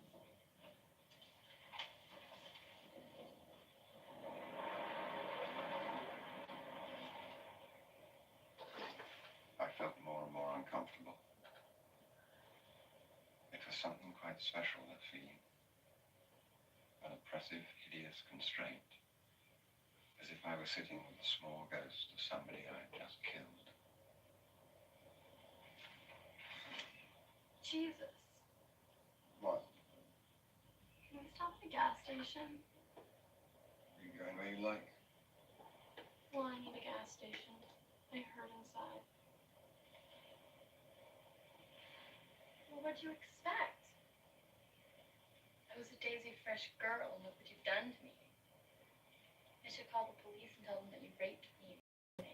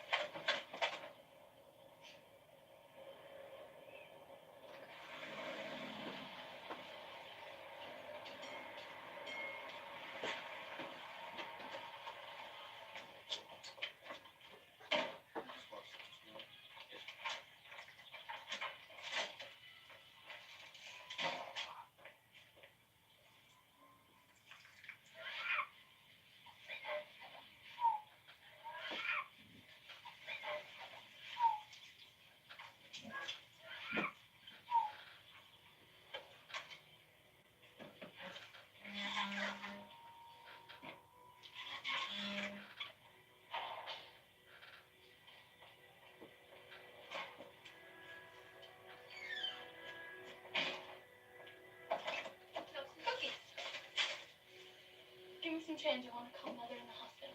What's the number? Get in the car, you can't call the hospital. Why not? Get in the car. Slam the door. Why can't I call my own mother if I want to? Because your mother's dead.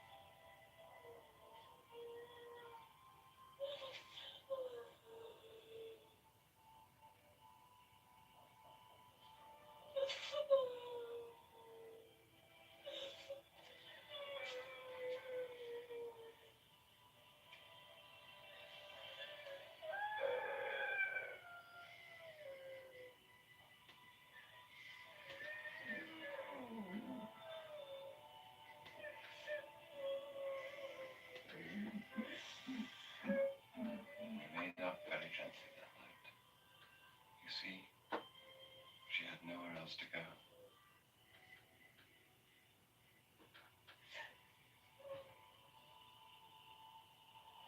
It was then extensive travels all over the United States. Now the native population has civilization is fine. That civilization is the thing for me to see.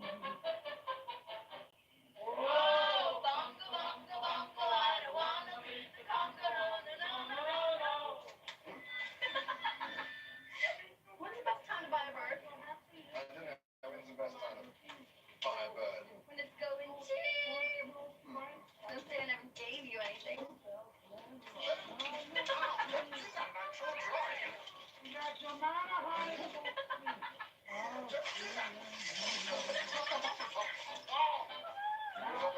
Stop it.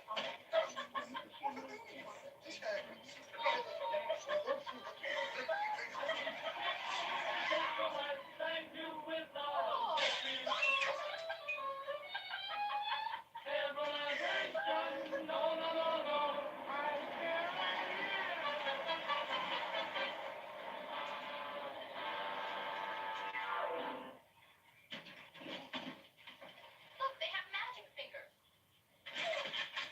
Good. I need a shark. Give me a quarter and a dime What for? for the magic fingers. My magic fingers aren't enough?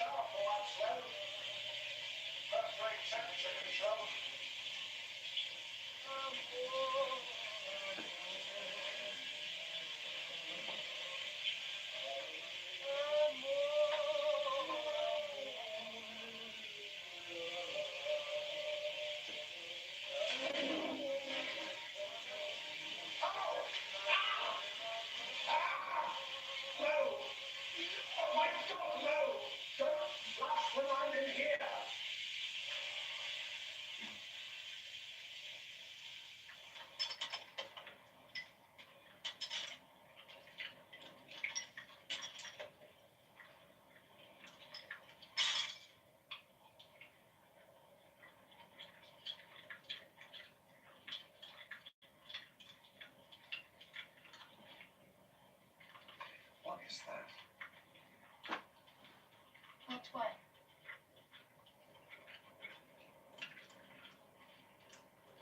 That thing in your mouth. It's a jawbreaker. It's supposed to break your jaw. Want one? Just give it to me. I've had it with my eyes.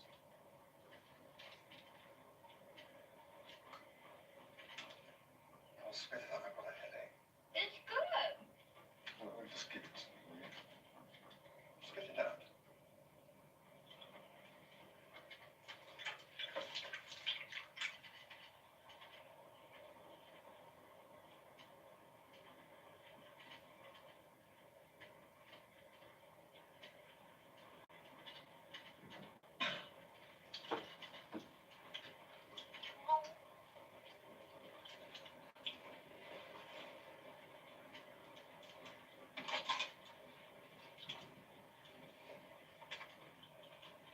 You look 100% better when I can't see you. We took a circuitous route, to put it mildly. In the back of my mind was our eventual destination, Beardsley College, where I would finally take up my teaching position. But in the front of my mind was the need to keep going, keep driving. No, it's enough. I'm going to be low in the sky. Sound to the square, love. And despite our tips, In the square, though. Try and get it in the square. This square. Despite all the fuss and faces she made, and the danger and hopelessness of it all. Pay for my head. Despite all that, I was in paradise. Paradise whose skies were the color of Helene's. But a paradise still.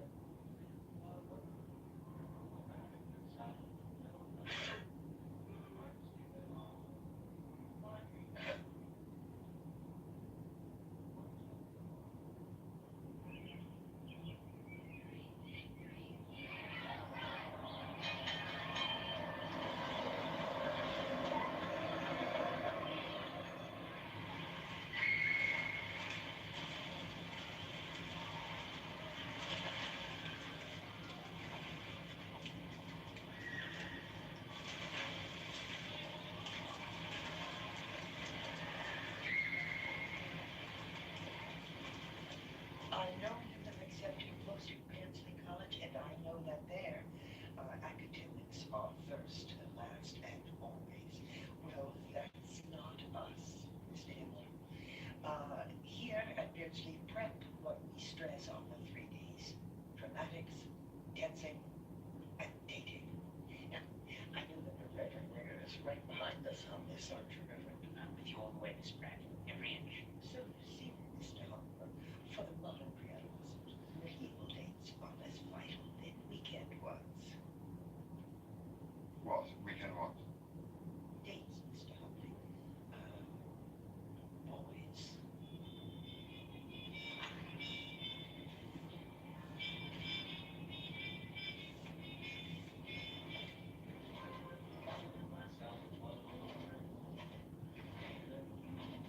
not quite prepared for the reality of my dual role. On the one hand, a willing corrupter of an innocent, and on the other, Hotman to the happy housewife. Must have got a rhyme. I don't know. You know that. What? Lots of big battles there, Great War. Was there ever saint? I don't know. What are we supposed to know these? Small black hole. Seems to be pretty relaxed, the scholar goes. When I was a kid, about 3:30, my mom said, "Daughter, come here to me." Says things may come and things may go, but this is one thing you ought to know. Oh, take what you do, it's the way that you do it. Take what you do, it's the way that you do it. Take what you do, it's the way that you do it. That's what.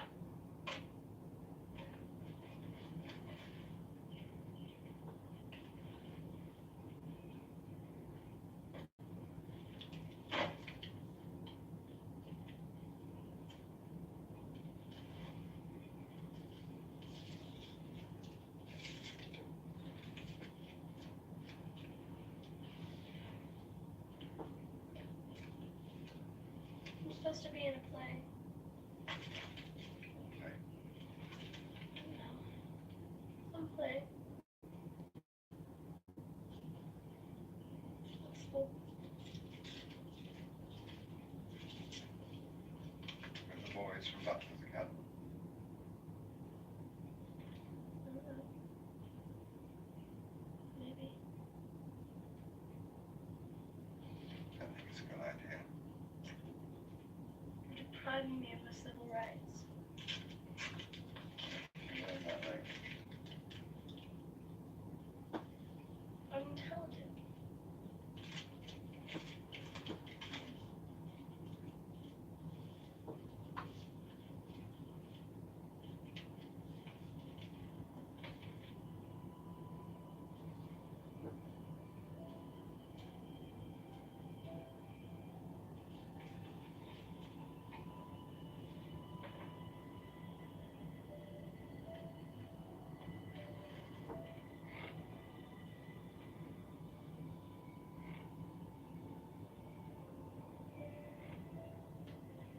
I have a right to be in a play if I want. Not if I say it.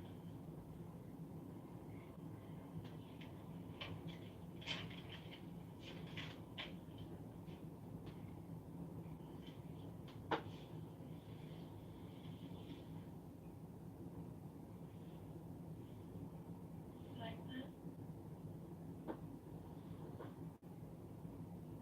You want more, don't you?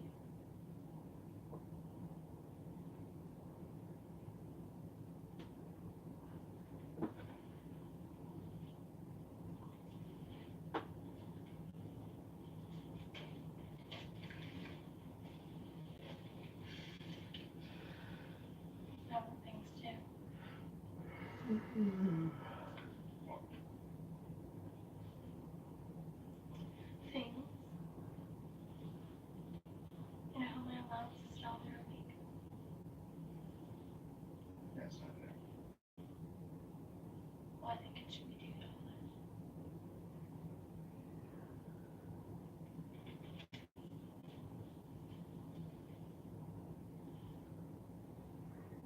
I said I think it should be $2. $1.50.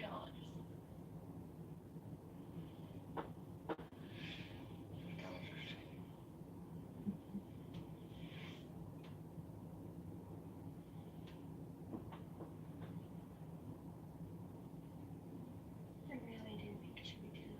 Mhm. Am I right?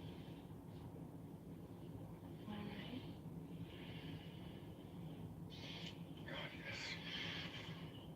To God. And I get to be in the play.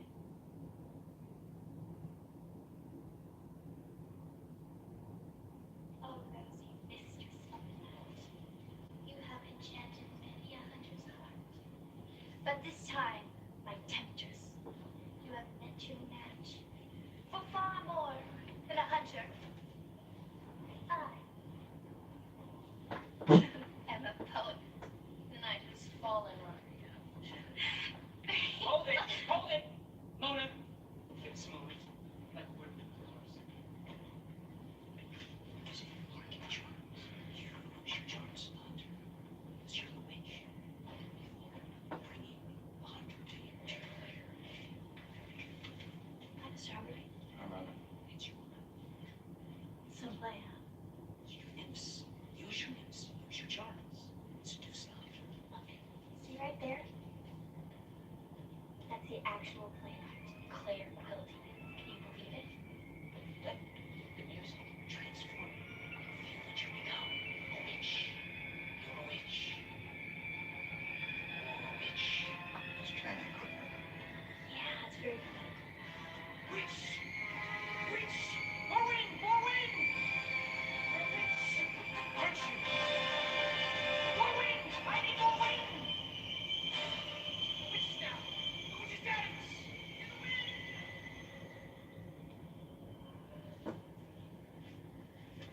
As she grew cooler towards my advances, I became accustomed to purchasing my favors. Where she hid the money, I never knew. Stop it! I suspect she was storing it away in order to finance her escape from me. Can't do that. Can't expect to have this in the middle. She's a lovely child, Mr. Hayes, but the onset of sexual maturing seems to be giving her trouble. Isn't that your observation, Reverend, to the team's point?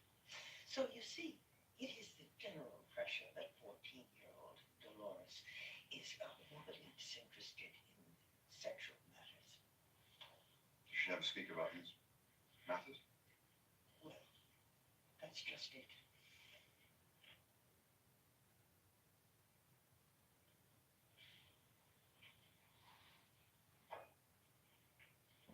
What's just it?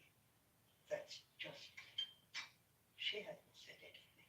She hasn't breathed a word. But who has? I mean, are you saying that I... Exactly. This is a very serious matter. What we're trying to say to you is that someone in the family, maybe you. This is very difficult for me. Well, let me put it this way. Someone in the family ought to instruct that dear child in the process of human reproduction. I'm so sorry. I see that I have embarrassed you. Yet you, as her father, ought to take the matter well in hand. No. Worry not, Miss Pratt. Mm-hmm. I have this matter in hand. Oh, well, that's all I needed to say.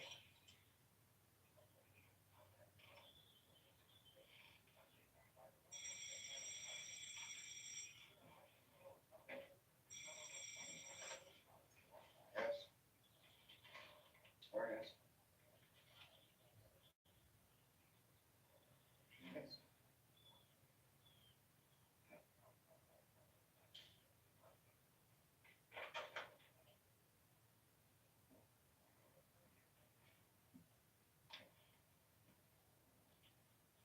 How are the piano lessons going?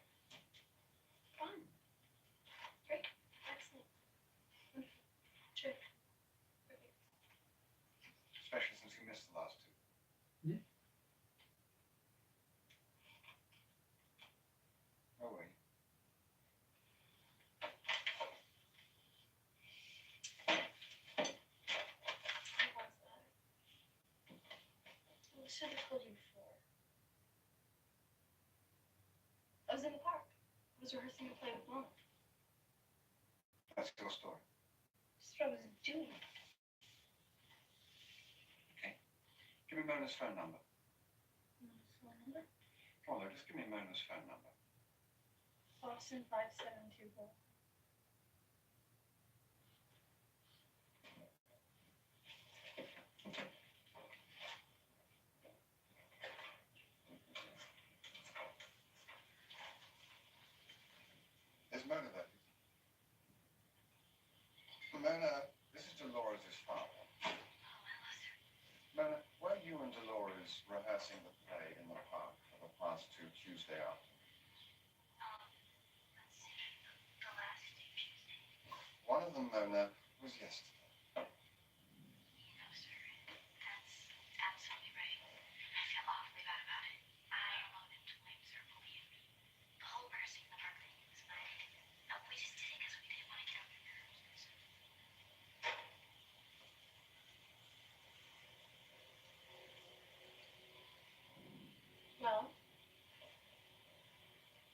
She confirmed?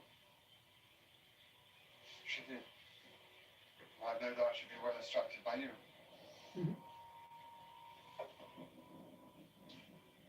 I've no doubt you told her all about us.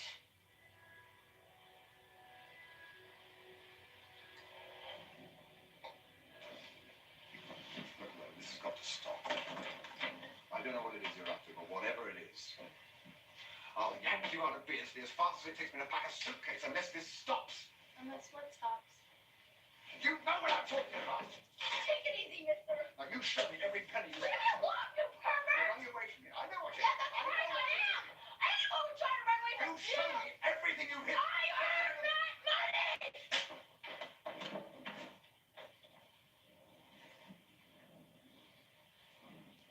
Go ahead, murder me. Murder me like you murdered my mother. Sorry. Murder me like you murdered my mother. Go on, murder me. Murder me like you murdered my mother. Stop that. Come on, Stop that. murder me. Stop. Go on, murder me. I'm asking you to murder me. Murder me. Murder me. Murder me. I hate you. Murder me. Calm down.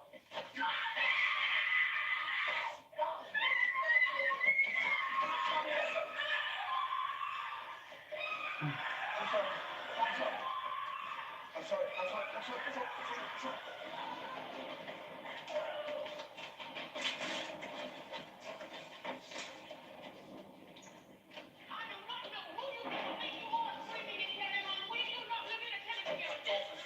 I really can't stand it.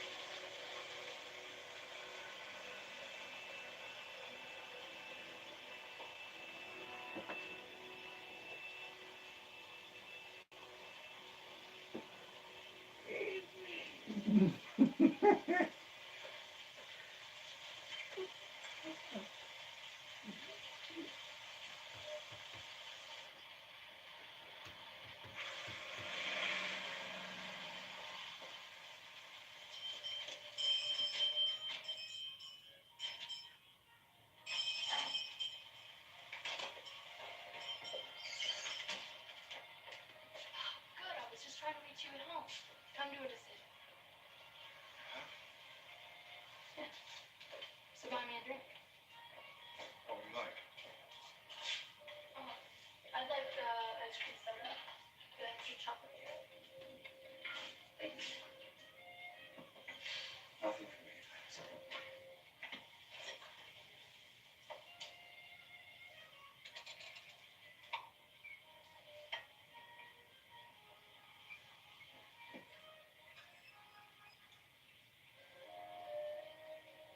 Hello.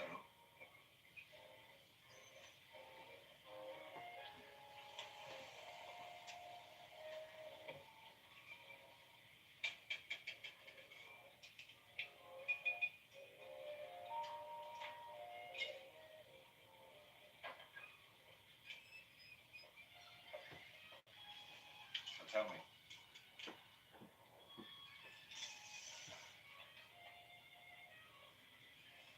It's the rush.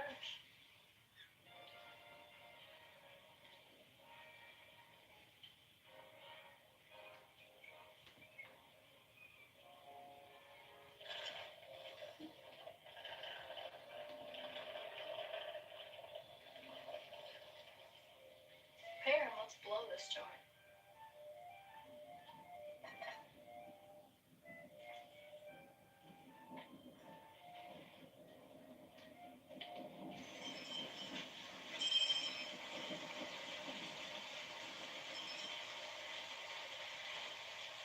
And do you know what she said? This girl who'd been spurning me, mocking me, plotting her escape from me only hours before. She said she wanted to leave Beardsley then and there. She wanted to take another trip, only this time she would choose where he would go.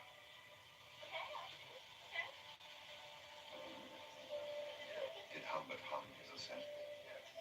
Oh yes, I sealed my fate gratefully.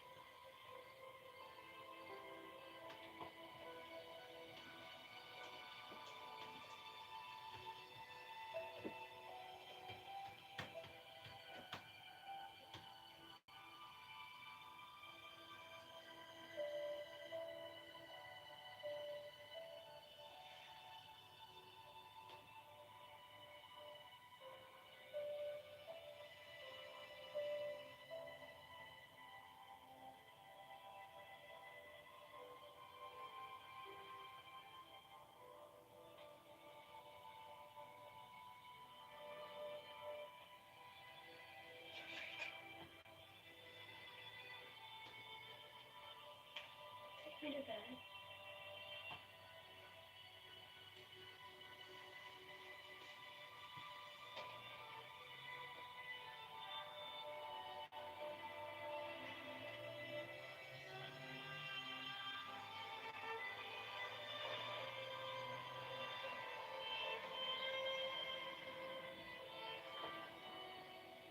Look out for a cigarette and a Hi, I'm reclusive. Remember over a million. So we have to be in waste in exactly 1 week. But why wait in a week? Because we got to see the ceremonial dances when they open the magic cave. And exactly 2 weeks and 4 days later, we have to arrive down Nelson. See? Yes. And that's where we climb the red rock. I'll climb this rock exactly 2 weeks and 4 days later. Exactly. Oh, I'm so excited.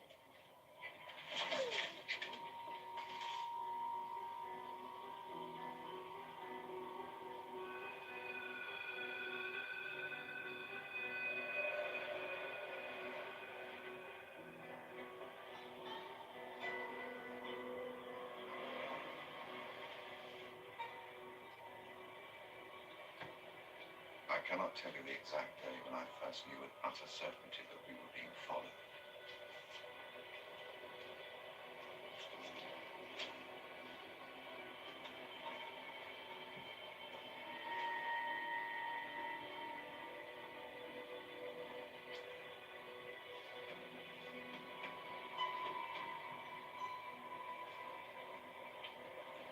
Reach into the glove compartment. There's a pad and pencil there.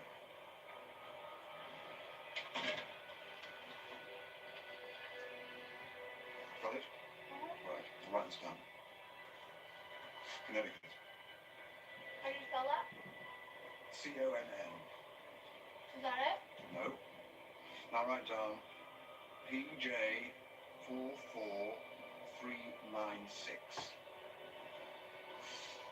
All right, give it to me.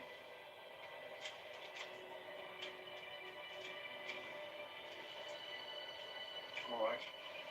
I'll put that in the glove box. Don't put your gum on it because it'll get all... Why have you got your gum everywhere? Put that in the glove box. There's a detective following us. It's rather like mine from Gustav.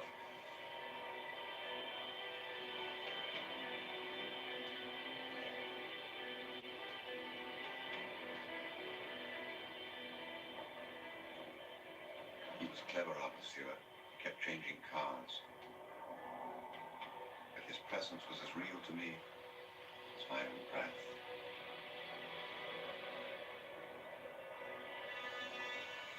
And suddenly he would disappear. And I would wonder if maybe I had imagined everything.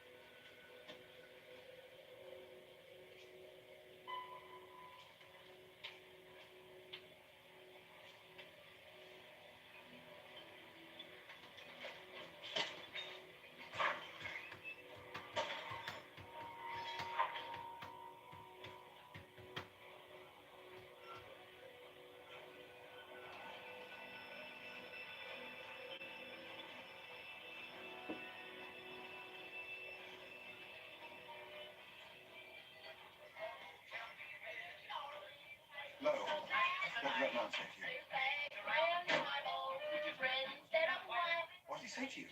The guy I was talking to? Yeah, look. Shucks, I should know. Tell me what he said to you. He asked me if I had a map. He must have been lost. My heart's gone gone to new temptation. If you're willing, but if Have I told you about talking straight to them? Look, listen to me. You're very young and you don't realize that people can take advantage of you. it's very hard to imagine. Well, that man was the cop who's been following us. You have to tell me exactly what you told him. If he really is a cop, the worst thing we can do is let him know that we're scared. He'll know that we're guilty. Or rather, that you're guilty.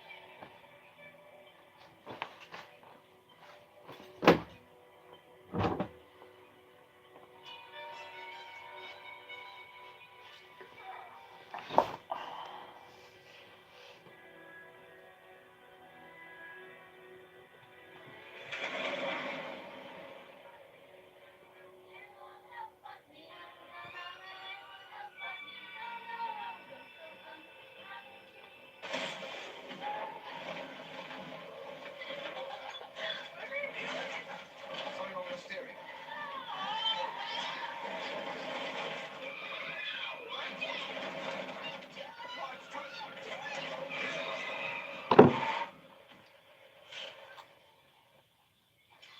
You got a flat, mister.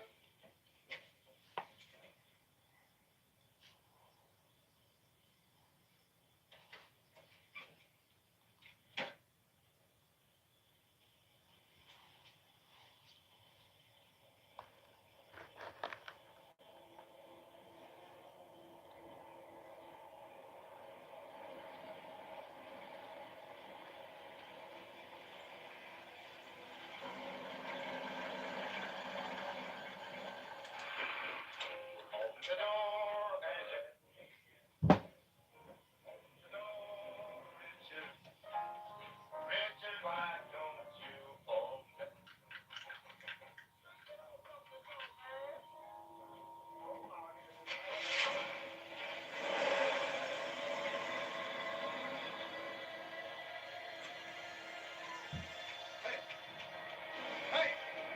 Hey, you come back here! Look! Look! Look! Look! Put on the handbrake! Pull the handbrake up! Look! Look! Huh? Put on the handbrake, start the car. Put the handbrake down on the left, put it on. Down there, down there, down there, put it! Jesus Christ. What did you think you were doing? You should thank me. The car was rolling and I stopped it. You should thank me.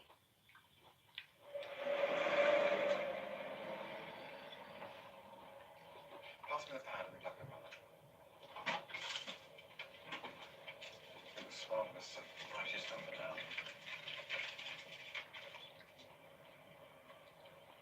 What have you...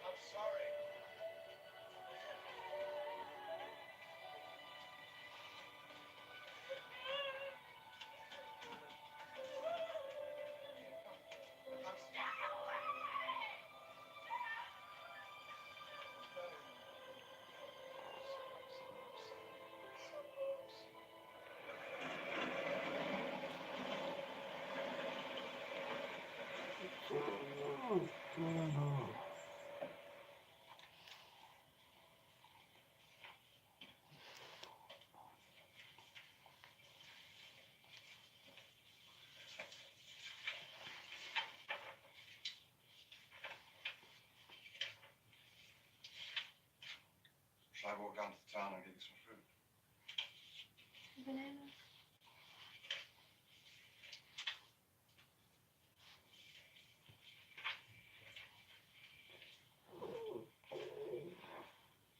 Just bananas. Just bananas.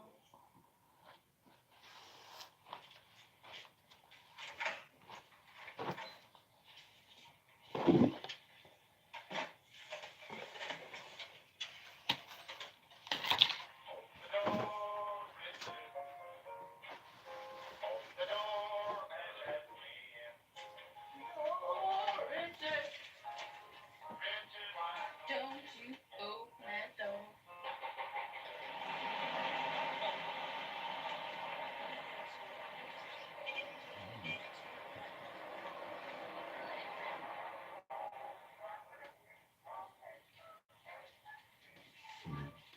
Lucy can't be here in our studio because he's away in Texas tonight, working on the Paper's brand new play. I want to welcome his writing partner. Here she is, ladies and gentlemen, the lovely and talented Miss Vivian Darkey.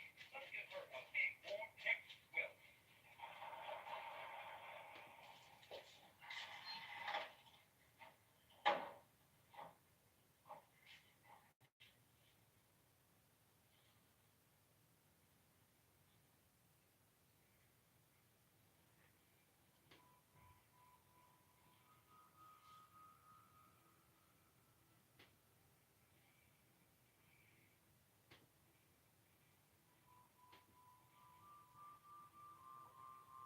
You can have it. I just got up.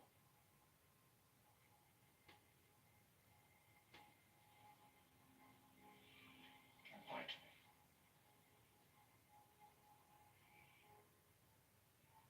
Well, I did go out for a second.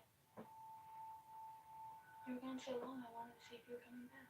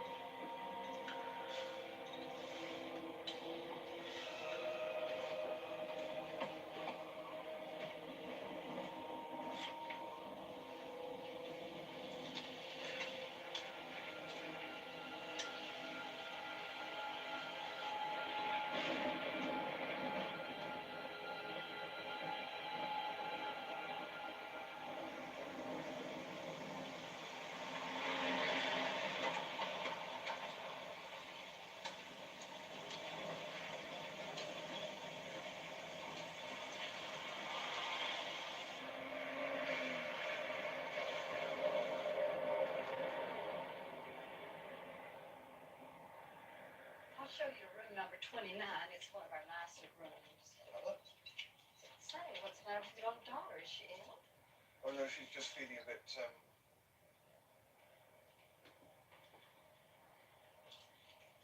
Oh God, no. You're right. I don't feel very well. It's a virus. Nothing to worry about. I've had 40 cases like this in the last 2 weeks. So can I take her home? We're just gonna keep her here overnight. For high grade, it help her sleep.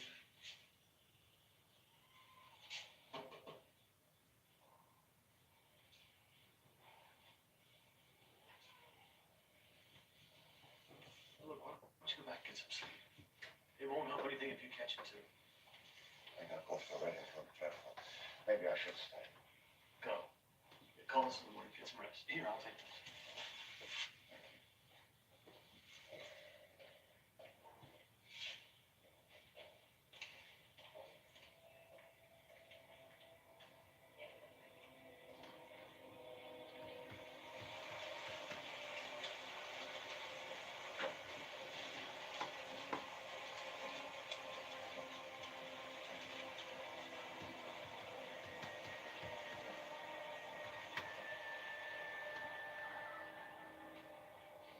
Yes, hello, it's Mr. Humbert. I'm calling to see how my daughter Dolores behaves this morning. Oh, she's much better. She was up bright and early, little angel. Had a trace of fever, and we're starting to figure out we signed her out. Who? Because Dr. Dolores called him. He had a sweet little dog, and he was the nicest man. Big smile for everybody. And with Ted. And you let her go with him? Oh, yes. Well, he did do his cash. And they said to tell you not to worry and to keep warm, and they'll be up at Grandpa's place expecting you. Then he went off in that nice big Cadillac. Hello?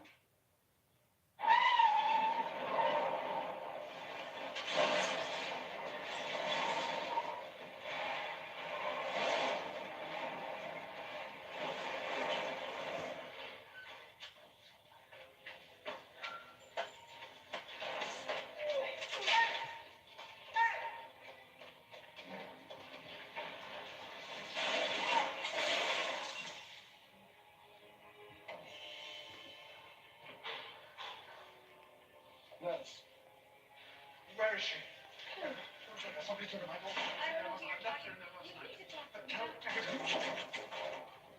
Did you see my daughter? She was in there last night. Who took her away? Relax. I must take her away. Don't tell me, relax. I'm looking around. Doctor! Doctor! Doctor! Doctor! Doctor! Where is she? Where is she? Where is she? Tell me where she is. Where is she? Where is she gone?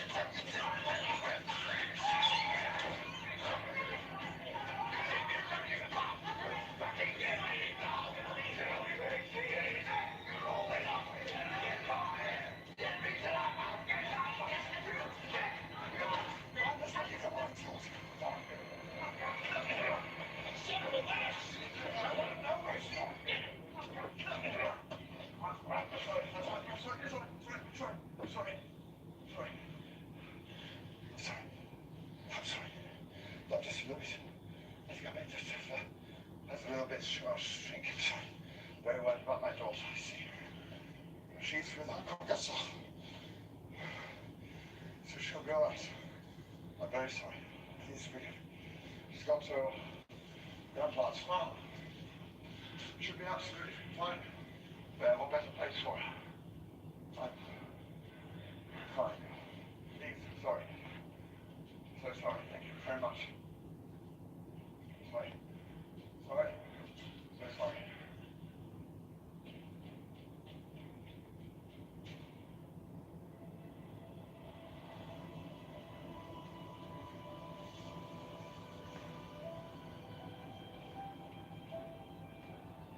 I searched all our old haunts. For several months the trail remained warm.